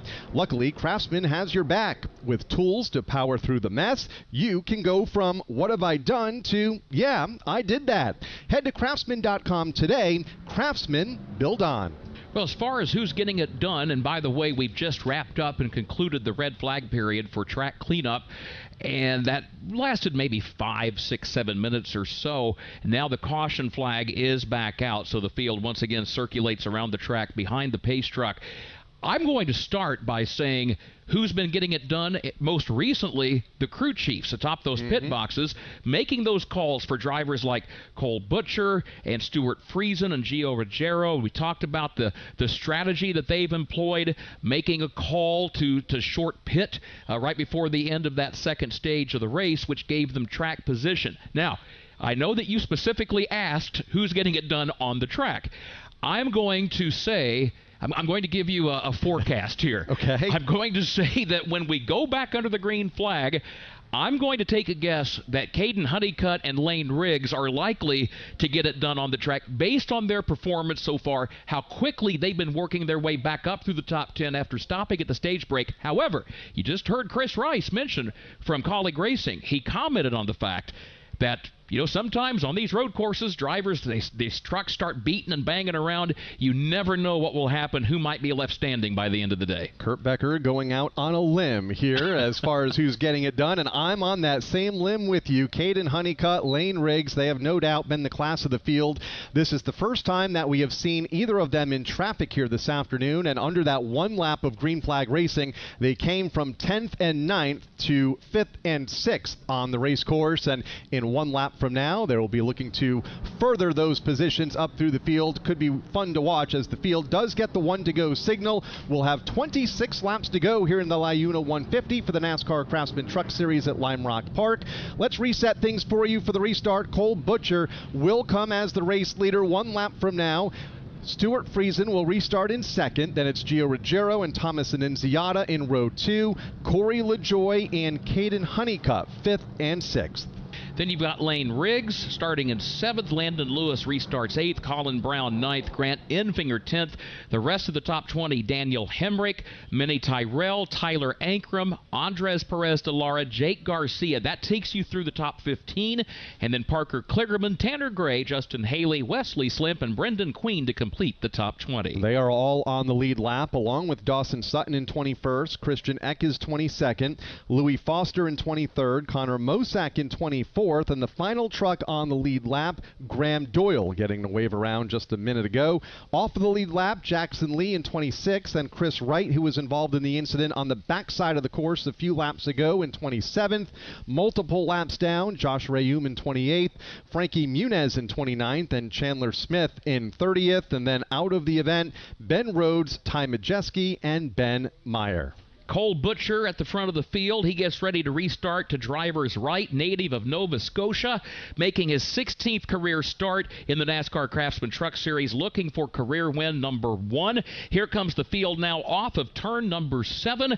Pace truck goes to pit road. We'll get the restart as we conclude lap 74, and that'll leave 26 laps to go. Green flag already out, and they fan out 3 wide already before they even get to the start-finish line. Lane Riggs out of line and has Corey LaJoie stuck in the metal. A lot of brake smoke among the leaders, and it looks like getting turned is Caden Honeycutt in turn 1. Stuart Friesen also does a 360 off the track, although he's grabbed a gear and he continues. Your leader up at the front is Gio Ruggiero. He has got the top spot, and it is Thomas Annunziata filling his mirrors. Right behind him is Cole Butcher. Then it is Landon Lewis just in front of Grant Enfinger. That is the top 5 now, single file up the Paul Newman straight. It is Gio Ruggiero, the leader, by 2 truck lengths over Thomas Annunziata. Annunziata doing his best to stay with Gio up the hill. They climb the uphill and work onto the short chute. Gio Ruggiero has got the race lead. Further back, there's a side-by-side battle for third. Landon Lewis to the inside of Cole Butcher. Gio Ruggiero leads for the first time here this afternoon. He brings the field downhill through turn number 7 and back onto the Sam Posey straight. Thomas Annunziata is right with him in the second position, a beaten and battered machine, but Dan Annunziata is right there. Here they come, 2 trucks on a bit of a breakaway, about 8 truck lengths over Cole Butcher in third. For the moment, Gio Ruggiero has that top spot. How long can he keep it away from Thomas Annunziata? Cole Butcher now in that third position, feeling the pressure from Landon Lewis. And behind Lewis, you've got Grant Enfinger. That's a good 3 trucks right from third on back. Grant Enfinger riding in the 5th position right now, following in the tire tracks of Landon Lewis up the straightaway, separated by half a truck length. In the ongoing battle for 4th, they're off turn 5. They hit the top of the hill and back onto the short chute at the west end of the property. They head for the west bend. The battle for 6th, that is, side by side. Jake Garcia to the inside of Minnie Tyrell. Well, that limb that we were on, Kurt, a few laps ago snapped on us on the restart. Caden Honeycutt and Lane Riggs shown 24th and 25th after that restart incident in turn number 1.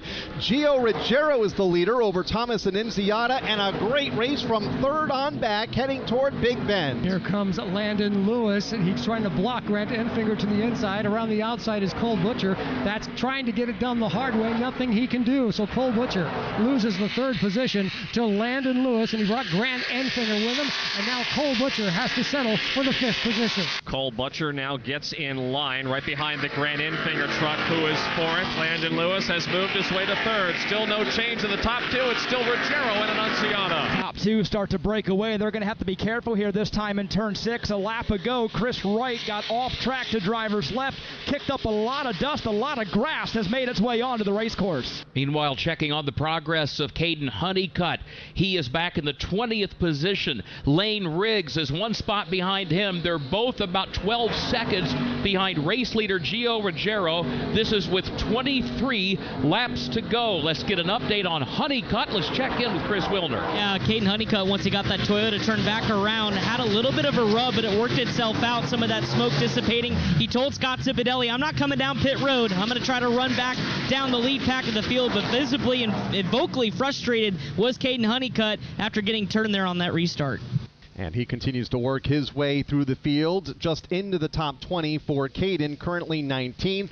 Lane Riggs, who was involved in that incident, in the 20th position. The 2 fastest trucks of the afternoon have a deep hole to climb out of in relatively a short amount of time. It'll be 22 laps to go when the leaders come back around to the start-finish line. That leader is Gio Ruggiero, but not by much, only about a truck length and a half between himself and Thomas Annunziata as they race up the front straightaway. Landon Lewis by himself in 3rd, Grant Enfinger in 4th, Cole Butcher to round out the top 5 as the leaders go back to the corner. And right now, almost to the left of turn 4 in the middle of the corner is Chandler Smith. He has come to a stop. Chandler Smith had some kind of mechanical malady, and he has come to a stop here at turn 4. As a result, we go under the caution for the 6th time here this afternoon in the Liuna 150 for an incident, as Dan described, for Chandler Smith.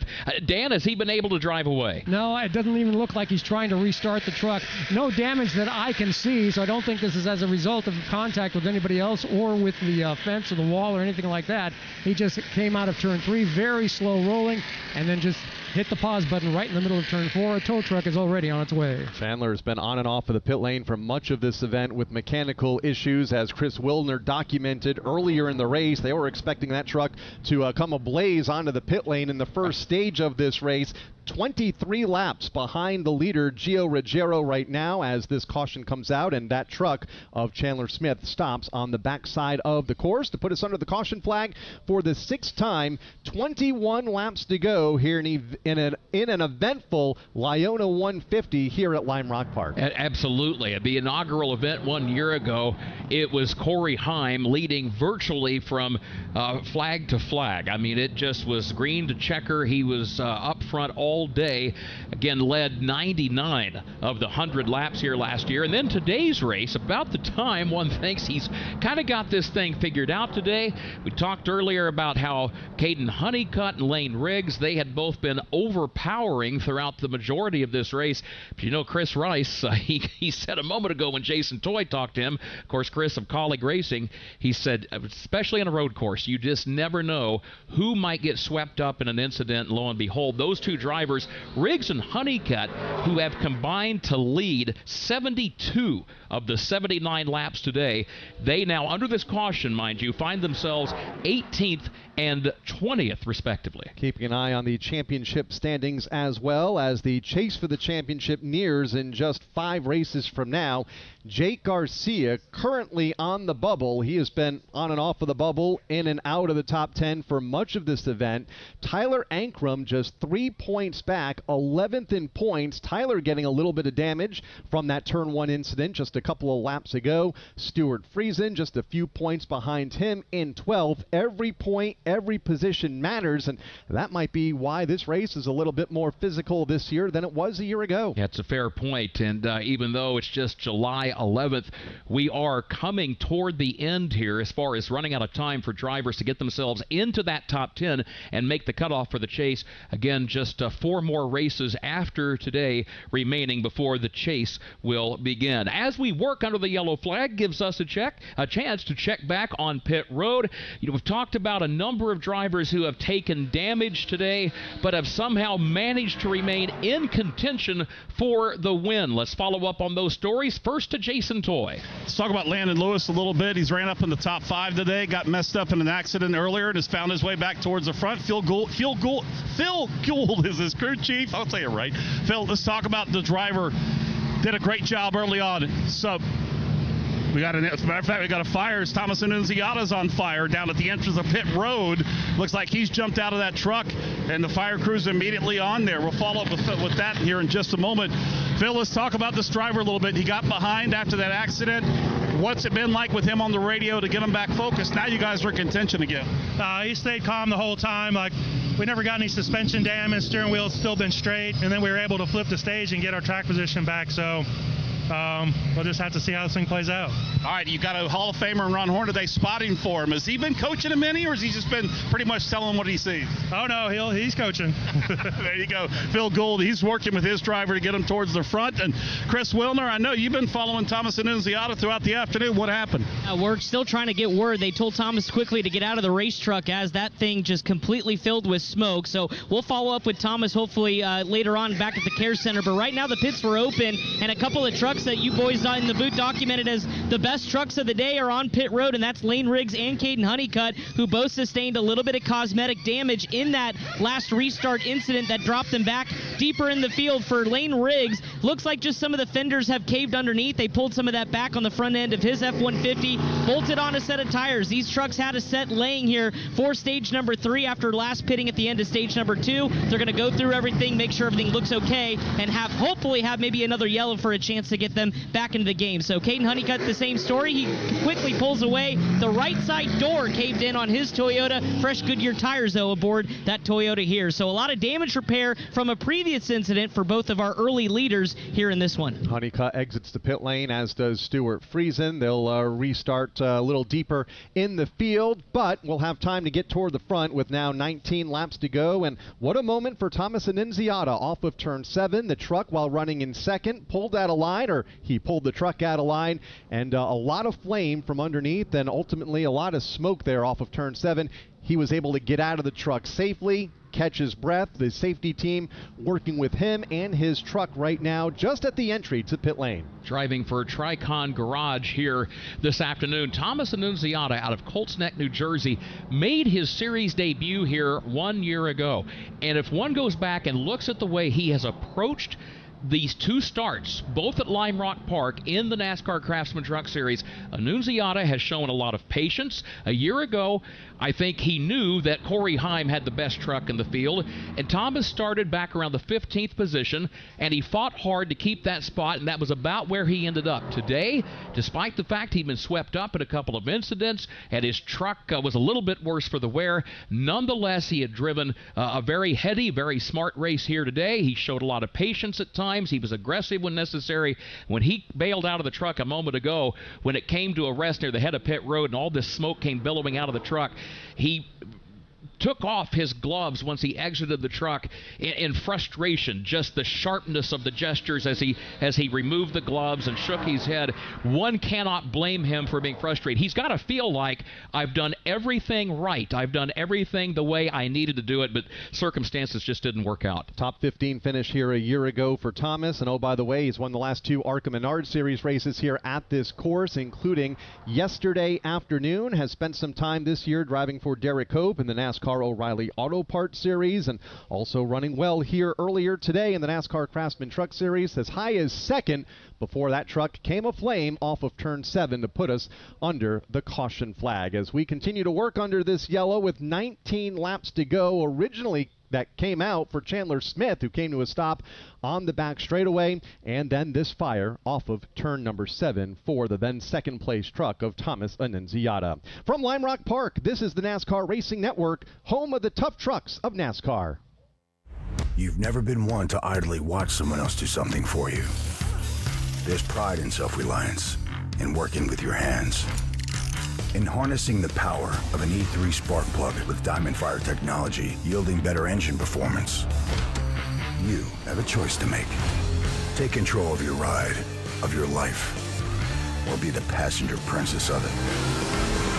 Visit e3sparkplugs.com to put the power in your hands. Win big while giving back. If you build it, we'll race it. Short track racing in the cornfields of Iowa. And they got a problem. Heartland grit meets NASCAR horsepower. The Busch Lights Summer Music Series continues, featuring Dierks Bentley, country that's loud, engines that are louder, an asphalt field of dreams. Hell yeah, boys! NASCAR weekend at Iowa Speedway, August 7th through 9th. Get your tickets now at iowaspeedway.com.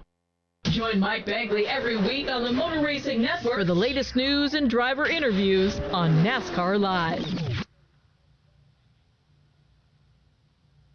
18 laps to go here at Lime Rock Park in the Liuna 150 for the NASCAR Craftsman Truck Series, continuing to work caution flag in what will be an extended caution originally brought out by the stopped truck of Chandler Smith on the backside of the course. And then we had the fire a moment ago involving Thomas Annunziata off of turn 7 right before the pit entry off the front straightaway, and it looks like there's quite a bit of speedy dry that has been put down on the surface over at that end of the course, so it'll take just a moment or two to get things cleaned up before we can get this one back underway. 82 laps are complete. 51 have been run under the green flag. 31 laps and counting run under the caution. And as a result, we've had a lot of cautions here ever since we moved into the tail end of Stage 2 and then into this final stage of the race.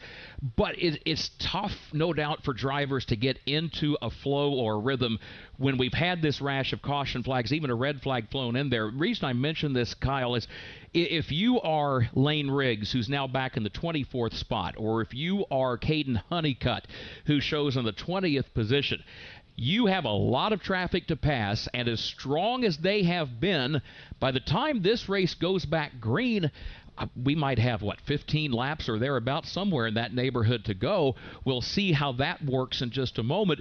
But if you're trying to pick off positions, Then if cautions keep coming out and slowing the field down and lap after lap ticks by under caution, it puts those drivers, no matter how good they've been, no matter how strong those trucks have been, puts them in a very difficult position. And talking about a narrow track where it's tough to pass. And cautions have been the trend here in the second half of this event, so they may not get a lot of green flag laps if we continue with that trend for the final 18 laps as the field crosses the start-finish line. Just 17 laps to go, and you're right, Kurt, could be 15 or less laps to run when we do go back under the caution. Caden Honeycutt shown in 21st.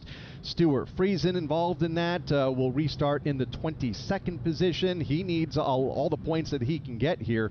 Lane Riggs also deep in the field, 22nd on the leaderboard right now. So a lot of strong trucks going to have a short time to get back to the front. A lead that is currently held right now by Gio Ruggiero as Lane Riggs comes back to the pit lane. Landon Lewis is up to second. Heard from his pit just a few moments ago. Grant Enfinger in third. Cole Butcher in fourth. And Jake Garcia rounding out the top five. Good showing today by the ThorSport team with two trucks among the top five. Unfortunately, Ben Rhodes, who has led that team for the last several seasons, along with Ty Majeski, both have found issues here today. ThorSport had a good day here a year ago. It got overshadowed by the performance of Corey Heim, but it was one of those things you go home that night and you look at the box score and say, you know, ThorSport did put 3 trucks in the top 5 here a year ago. And Cole Butcher, one of the drivers, we've talked about him today. He's, of course, driving for ThorSport. He's a native of Nova Scotia in the maritime section of Canada along the eastern coast. I've never been. I've had people tell me it's absolutely beautiful there. Folks often recommend, if you've never been to that part of Canada, you need to go check it out sometime. But as a native of Nova Scotia, Cole Butcher has actually built a pretty good resume right here in the United States in recent years. He has. The defending champion in the ASA Stars National Series back a year ago for Cole Butcher on the short tracks of the Southeast. Running well here in the national spotlight of the NASCAR Craftsman Truck Series. Just 15 starts in his career. Had a top 10 effort earlier this year at the Rockingham Speedway, and making his debut here at Lime Rock Park in a truck this afternoon is Cole Butcher, right now running among the top 5. Earlier today, right after practice, after Grant Enfinger got off the course and into the tire barrier over in turn 7, he smiled. He said, well, if you're going to have a problem, that's the time of the day to have it. It gives my team, gives myself plenty of time to regroup. And Jason Toy, regroup indeed they have. Grant is shown in the 3rd position. They definitely have and made great strides here this afternoon. And Derek Smith, the crew chief, I'll tell you what, when you go back to earlier today in that practice when you guys found yourself in the tire barrier, who would have thought you guys would find yourself this far up in front? Take us through the afternoon for you guys, plus you've been battling demons inside that engine.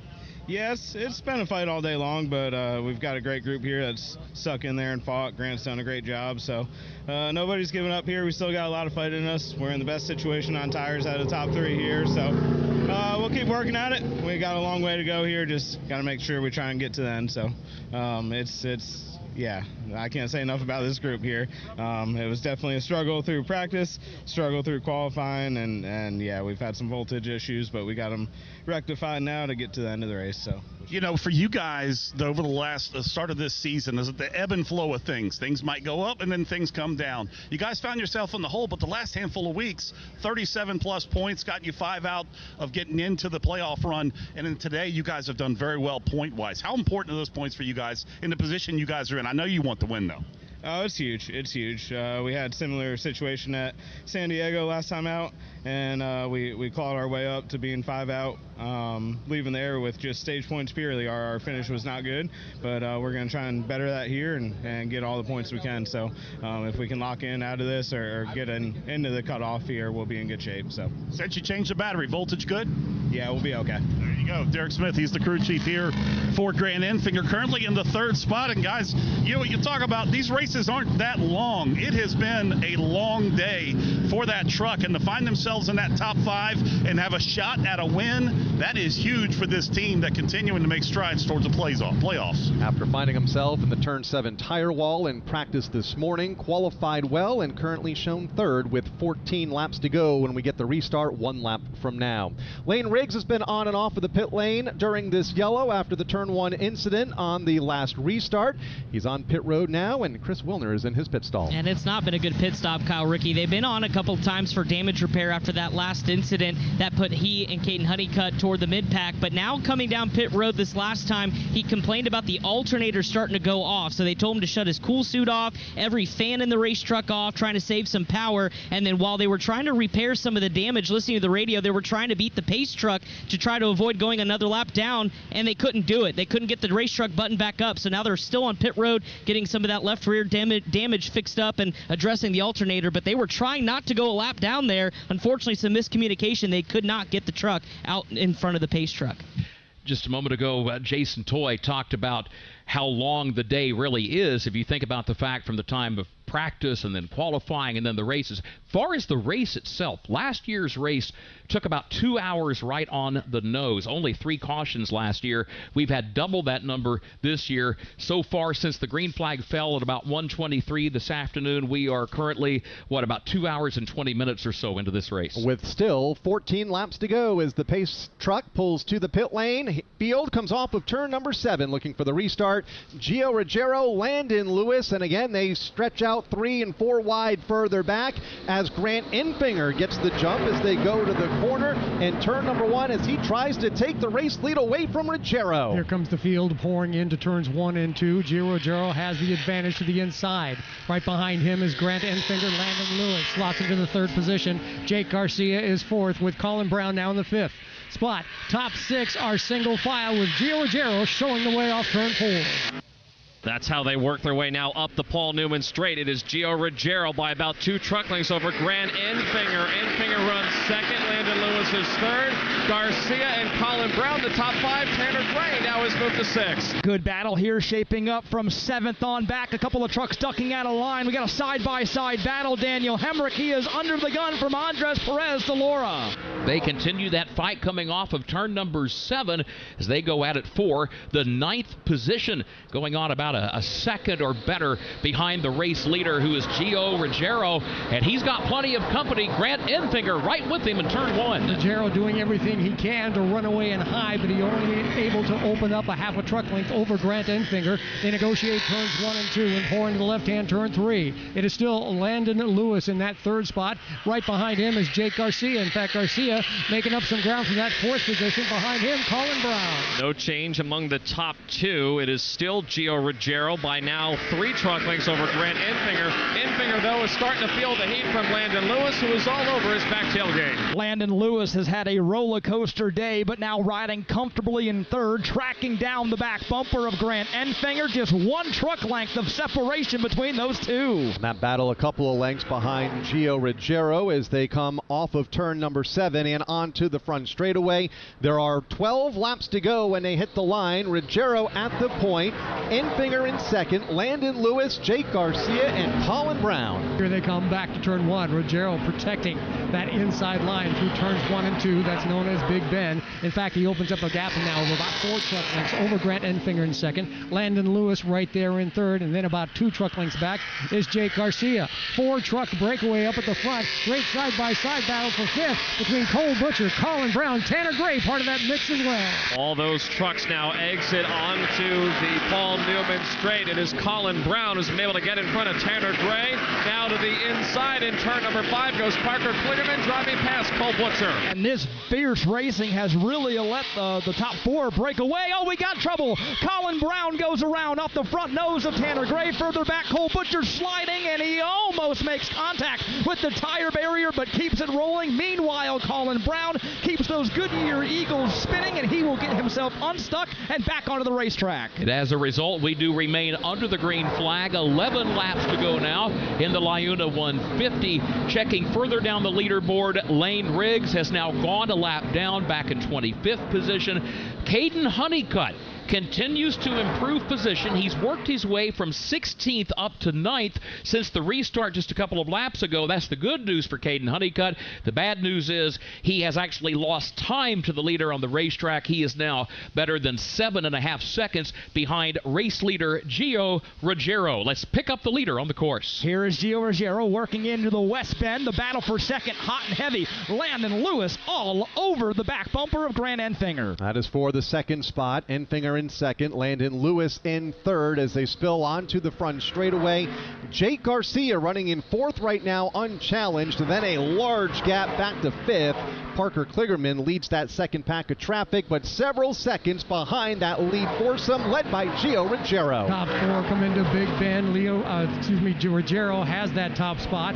It is Grant Enfinger in second, but Landon Lewis is losing his patience, and he's sending a couple of signals to Grant Enfinger. That is the fight for that second spot. Here comes Landon Lewis, charging hard off the hill. Landon Lewis looking for a little bit of running room right now to get around Grant Enfinger for that second spot. At the moment, there's nothing there. He follows Enfinger off turn 5. Grant Enfinger had to go because now Gio Ruggiero has opened up that advantage to a good 3 truck lengths. We'll see if Enfinger can use this advantage he has over Lewis this time into 7 and try to track down the race leader. Further back, Corey LaJoy gets off the course. He now begins to continue on his way. Had a good run going earlier today. In fact, had used some pit strategy to his advantage. At one time, had run as high as 6th in the running order. But after getting off course, he now will find himself back in 23rd position. And in fact, for the 7th time today, the caution flag is out. Rich Keeter atop the flag stand. He lets the caution flag fly. So everyone with 9 laps to go here will once again slow down and gather up behind the pace truck and gives us a chance to catch our breath as well. Gio Ruggiero is the race leader. He has been chased by Grant Enfinger. Landon Lewis has been applying pressure to Enfinger and a good battle for the second position. But again, all of that now will slow down and we will take another attempt shortly at another restart, still with some 9 laps remaining. Dawson Sutton and Wesley Slimp also coming together under that short spurt of green flag racing. I believe they've been able to pull away on the backside of the course. Not the case for Corey LaJoy, who has come to stop Dan Hubbard over in front of you over at the exit of Big Bend. Yeah, he has come to a rest to the inside of the left-hander, they call it here at Lime Rock Park. That is the left-hand turn 3. And Corey LaJoy is now getting out of the car. No damage that I can see. It's just like the truck just stopped running.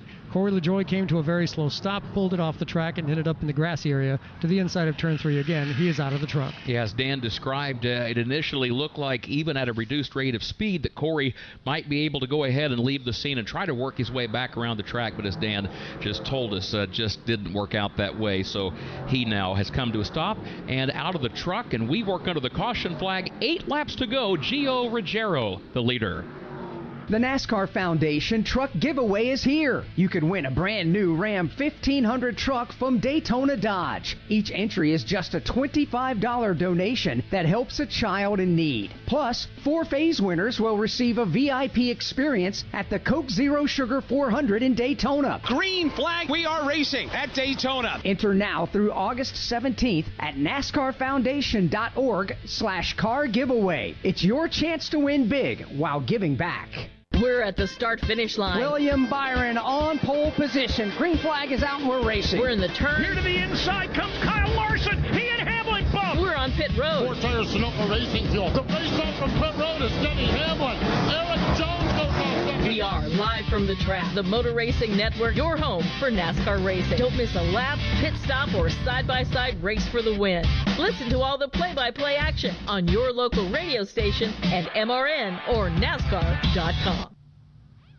Hearing reports now that Corey LaJoy lost a gear in his truck, and given the fact Wesley Slimp and also Dawson Sutton were racing right behind him at the time, that situation with LaJoy abruptly slowing and veering off the course may have actually impacted the situation with Slimp and Sutton as we now work the Hardy's caution for the 7th time this afternoon. 7 cautions for 35 laps. Also, we talked earlier about the fact that Thomas Annunziata, he had the unfortunate situation where his truck, after running in the 2nd position under the caution caution flag. It came back. His truck came off turn 7, came to a stop near the head of the pit lane, and we will get a report on his condition in just a few moments from Chris Wilner. From Lime Rock Park, this is the NASCAR Racing Network, home of the tough trucks of NASCAR.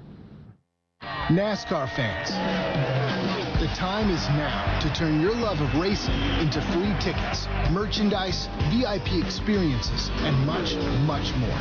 Rack up fan rewards points by watching races at home, playing fantasy, completing challenges, and visiting tracks. Then redeem your points for epic prizes. You are in the driver's seat. What are you waiting for?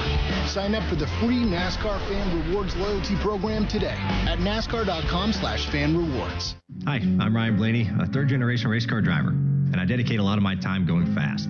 But when my grandpa was diagnosed with Alzheimer's, it was a very unexpected bump in the road for us. It's important to notice if older family members are acting differently or having trouble with routine tasks. Early detection of Alzheimer's can give your family time to explore support services and access available treatments. If you or your family are noticing changes, it could be Alzheimer's. Talk about seeing a doctor together. Visit alz.org/time to talk. A message from the Alzheimer's Association and the Ad Council.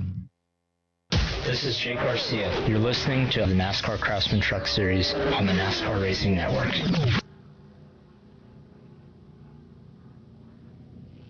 Here at Lime Rock Park, under the caution flag, the 7th Hardee's caution of the afternoon. The race leader, Gio Ruggiero, he has led for 18 circuits today. Still some 7 laps, 6.5 laps to go. However, again, we continue to circulate under the caution. 8 lead changes among 6 different drivers here this afternoon. It has been a rather eventful race in regard to the number of caution flags we've had. Again, more than double the number of cautions that we saw here 1 year ago in the inaugural edition of this race. What do you think, Kurt, that we are done with the caution flag here this afternoon once we go back under the green flag? You know, the last time I made a prediction, I was predicting that Lane Riggs and Caden Honeycutt were going to fight it out for the win, barring an unforeseen circumstance. Well, the unforeseen has arisen, so I'm going to refrain from making predictions, but I will say this, I wouldn't be surprised if we see the yellow flag at least one more time before we wrap up today. It is going to be a shootout, nevertheless, about 4 laps perhaps. Currently 6 laps to go when they cross the line right now, and we have not got the 1 to go signal, so we'll be within under 5 laps when we resume this event.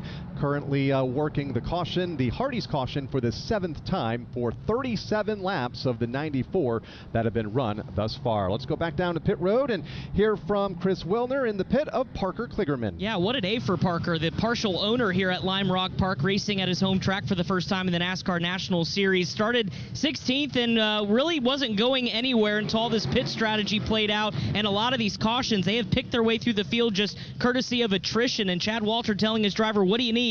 Parker right now just saying it's still really, really tight in some of the fast sections of this racetrack, and I've got the rear brakes, cranked all the way back, just trying to help the truck turn, so there's not much he could do, but he is reminded that there are some youngsters anxiously for a win. Talking about Landon Lewis, Jake Garcia up toward the front of the field, so he said be aware on this restart, we may be able to pick off a few more and be in contention, so they still feel confident for the Spire Motorsports team and Parker making his first start here at his home track. What a story that would be if Parker Kligerman could go stand in victory lane here at his home track. He's a native of Connecticut, and Parker has gone on record as saying this is the track, Lime Rock Park, where he first saw a race car. It was the first track where he ever competed in a race, and of course has built a tremendous racing resume himself, and a former winner on the road course out at Mid-Ohio in this NASCAR Craftsman Truck Series. We've hardly mentioned his name today, and yet here we are with about 5 laps to go under the caution, and lo and behold, as Chris documented, Parker shows up in the 5th position. That's a win for Parker, 1 of 3 in this series, and his most recent back in 2022 at the Mid-Ohio Sports Car Course. And Parker, one of the most popular drivers on the grid earlier today. There were a lot of drivers that had a lot of sponsor obligations, but I feel like everybody wanted to wish well wishes to Parker Kligerman on the starting grid. It was hard to even find him in the crowd that was gathered during the pre-race activity. Field comes off turn 7, and Rich Keeter gives the signal. 1 more lap will go back racing, so that will make for a 4-lap shootout by the time we get the green flag. Let's check in with our turn announcers. Dan Hubbard, how about it? Who you picking? Boy, I'll tell you what, I'm going to go with Gio Ruggiero. I think he's got the truck to get the job done. Let's see, if you brief recap. he had enough truck to keep Thomas Annunziata at arm's length. And Annunziata is no slouch on a road course, but Gio Ruggiero was able to do that. And now he was able to keep Grant Enfinger at arm's length. So I think if he gets a clean restart and nobody dive bombs him on turn 1, I think this is Gio Ruggiero's race to lose. How about you, Tim? I would not count out Landon Lewis. We've been talking about him throughout the course of the day, the very young, talented driver that has a lot of potential, not only in the Craftsman Truck Series, but in his racing career. He has been inside of the top 5 for the majority of the latter half of this race. And to Dan's point, if something does indeed happen on this restart, I would not be surprised if Landon Lewis, who's going to restart on the inside of this second row, is able to take advantage and possibly get his first win. Nathan Prouty, you're at the west end of the course. How about you? I agree with both Dan and Tim, but I'm going to keep my eye, and I think that Grant Enfinger can get the job done. As that run started to go on there a little bit, he was pulling away from Landon Lewis, and he was avoiding the battle for second, and he was trying to close in on Gio Ruggiero, now lining up to his outside. He's going to have him right to his right elbow. I think we're going to see Grant Enfinger maybe take away the race lead on this restart. Caution comes back out, by the way, so wave off the restart for now. I'm taking Grant Enfinger. Kyle, who you got? For the first time in my life, I agree with Tim Catalfamo. And Landon Lewis looks good. Remember, that truck was sideways here in front of most of the field midway through this event.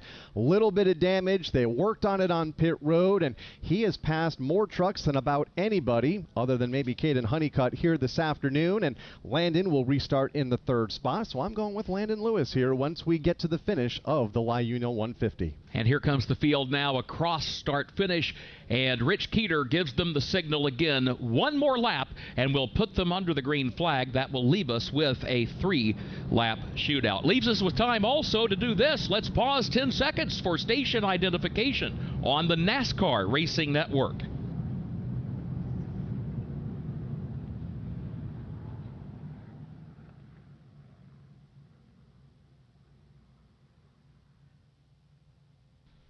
The NASCAR Craftsman Truck Series is at Lime Rock Park in Lakeville, Connecticut for the running of the Liuno 150, race 14 on the season. And NASCAR Racing Network glad to be here on this gorgeous Saturday afternoon in Northwest Connecticut to bring you live coverage. I'm Kurt Becker. Kyle Rickey joins me in the booth. Dan Hubbard positioned at the east end of the course. Tim Catalfamo over on the south side along the backstretch at the west end as the field comes off turn 7 back toward the San Posey Straight. That's where Nathan Prouty covers the action, and our pit road coverage today from Jason Toy and Chris Wilner. 9 lead changes among 6 drivers, 7 cautions for 39 laps. Gio Ruggiero getting ready to restart this race with 3 to go as the leader. With Grant Enfinger in the 2nd spot, they'll make up the front row. Then it will be Landon Lewis and Jake Garcia. Parker Kligerman, just heard from his pit stall a little bit ago. They are optimistic here in the final 3 laps. Will restart in 5th. Tanner Gray has been quiet all day. He emerges in the front 3 rows for the first time this afternoon and will restart in 6th.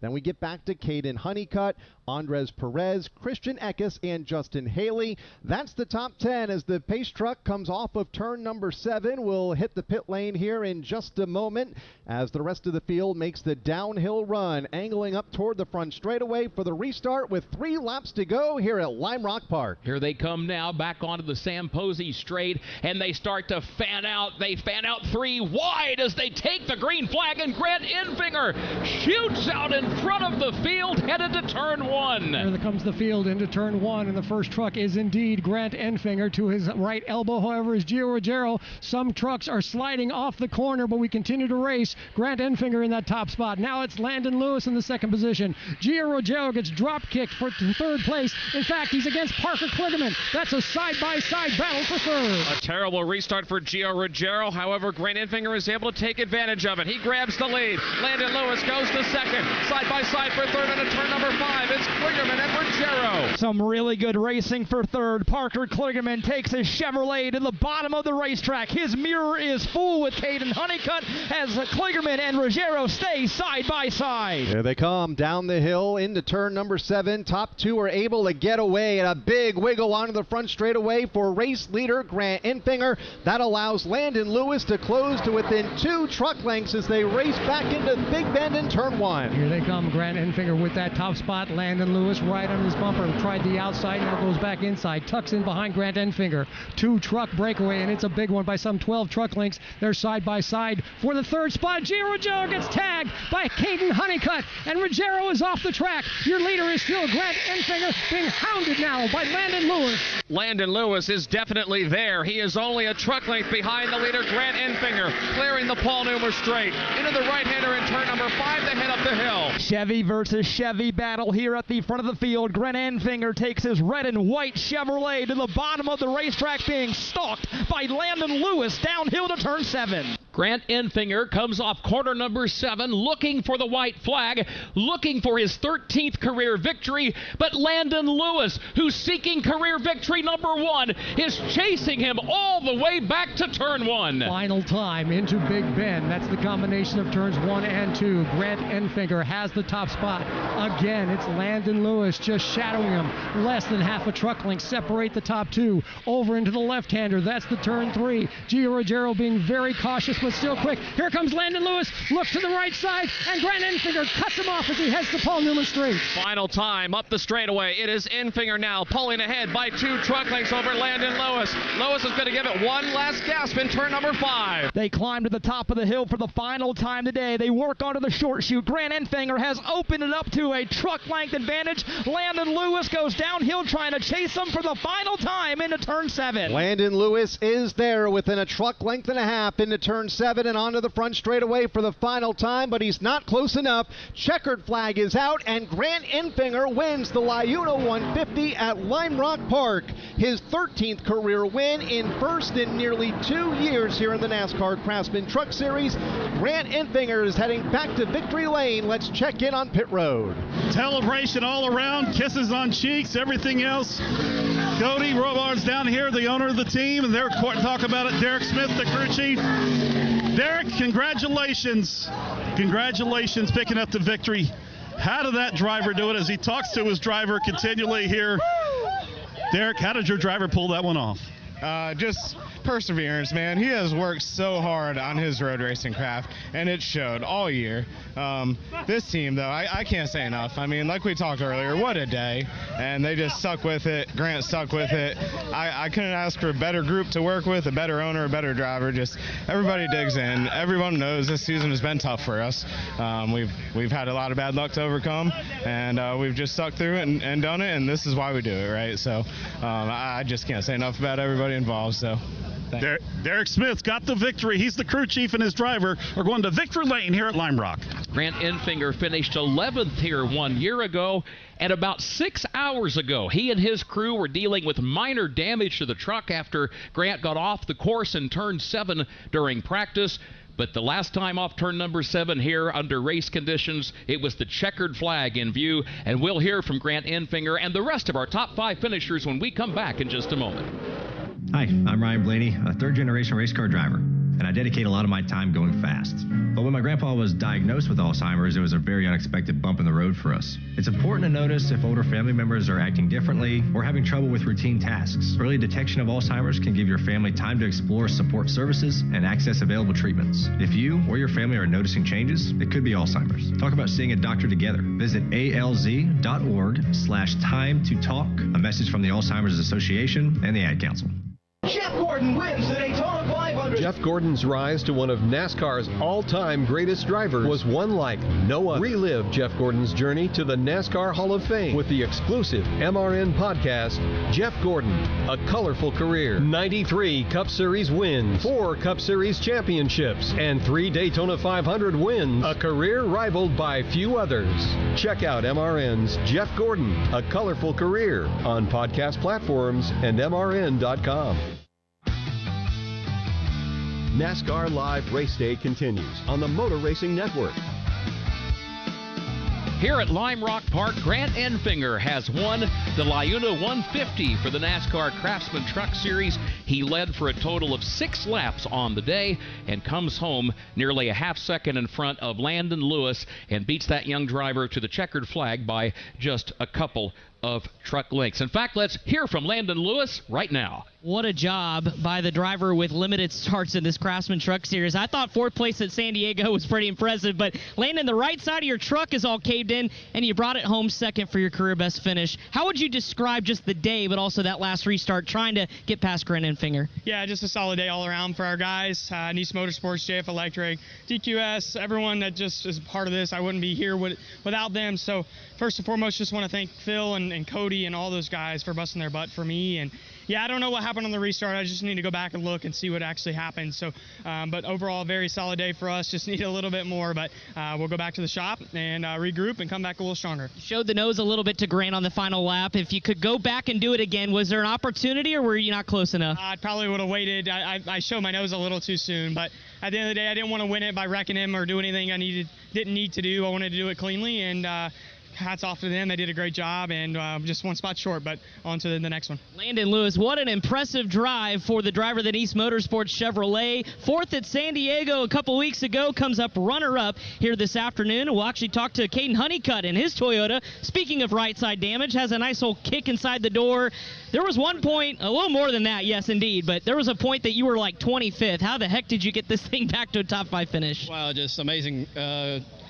Guys on my box, man, just Scott Zipadelli and everyone gave me a great truck today. I felt like we were definitely the winning truck. Just strategy unfolded there, and unfortunately me and Lane got wrecked going into one. I'm not really sure what happened, but you know, it is what it is. It's Lime Rock and hard racing into one. So yeah, everyone gets greedy when it's time to run for the money at the end of it, right? But thank you, Mobile One, Safe Flight, Toyota Racing, Track-Con Garage. My whole pit crew is hot for them today.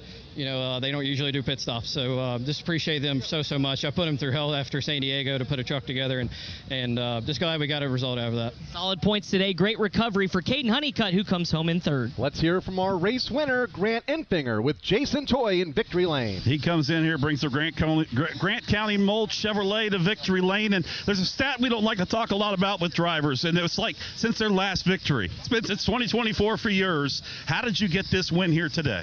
Honestly, like I think the seas parted for us a little bit. I haven't ran in a year, but I ran over here. Awesome job, buddy. Awesome Stewie job. knows I can't drive a Stuart freezing. So Derek gave us a phenomenal truck, and you know, at the end of the day, honestly, our road course trucks have been the best trucks we've had all year. I feel like the last 4 races, me and Derek have clicked better.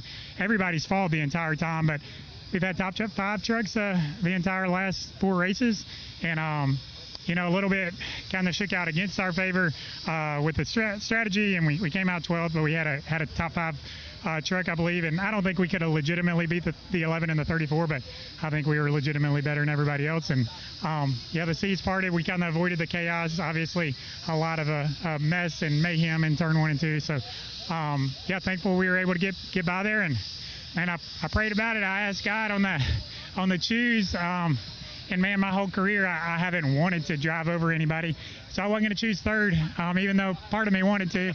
I just wanted to beat them on the launch, and we did. And I feel like from then on, I feel like we had the best truck in 1 and 2. There's some other corners that they could run with us, but we were really, really good in 1 and 2, and I feel like that was enough to separate us. All right, before you celebrate here with your crew, you go back 6 hours ago, you were in a tire barrier. You guys got that fixed. You started up. You had to change a battery. You had voltage going down through this race. But then that final restart, what did you see? You talked about the positioning, but what did you see on that restart when everybody else and the young ones behind you were kind of spinning out? I just wanted to get a good launch at the end of the day. Like I said, I prayed about it, and I wanted to beat them on the launch. I didn't want to push them through there, but yeah, that was our 3rd alternator of the year. Yeah, shout out to Bosch. Thankfully our Volt batteries were able to hold up, and don't tell Derek, but I did run my driver fan the last 10 laps. I was getting a little hot under the collar, so but yeah, our battery held up fine. But yeah, another alternator failure. So hopefully we can get to the bottom of that and figure that out. But it's kind of a testament to our year. We've had issues all year long. We've honestly had decent trucks. We've had top 5 trucks the last 4 races, but we've had decent trucks all year. But, I mean, we have issue after issue and can't overcome. And we cashed in all our favorites at once today, I think. All right, he was wearing that West Virginia Mountaineer helmet today. That may be the big key in the luck for Grant Enfinger. He is back in victory lane. He is a winner here at Lime Rock. Not only his first career victory at Lime Rock, but his first win ever on a road course in the NASCAR Craftsman Truck Series. And again, as Kyle mentioned, 13th win overall for Grant Enfinger. Check back in with Chris Wilner. 4th place for Parker Kligerman, the Westport, Connecticut native. Okay, you were in position, restarting 5th, final lap. Walk us through the restart, maybe what you could have done different. I mean, if I could have cleared, I think it was the 17 Gio. I got beside him through 1 and 2. If I could have cleared him, then I'd probably have a shot at the 45 and the 9, but we had a huge hole in the front end from the first restart in stage 3, so I really was just damage control that whole stage. And, you know, I appreciate Spire, Delaware Life, Chad Walter, everyone here for this opportunity. I think we were okay. We weren't great today. There's a lot of things I wish I could have told them to do different, and a lot of things I learned, but we just kind of did some old stock car stuff and stayed on the track and wrestled our way to top 5, and that's where we got. And I think we were by no means with that hole in the nose fast enough to be there. But what a crowd. I was looking around every caution. You know, we had enough caution laps to look around and check out this crowd here, and I tried to wave to them at times. But, yeah, I thought this was at least maybe a more entertaining show than last year, and that made me happy.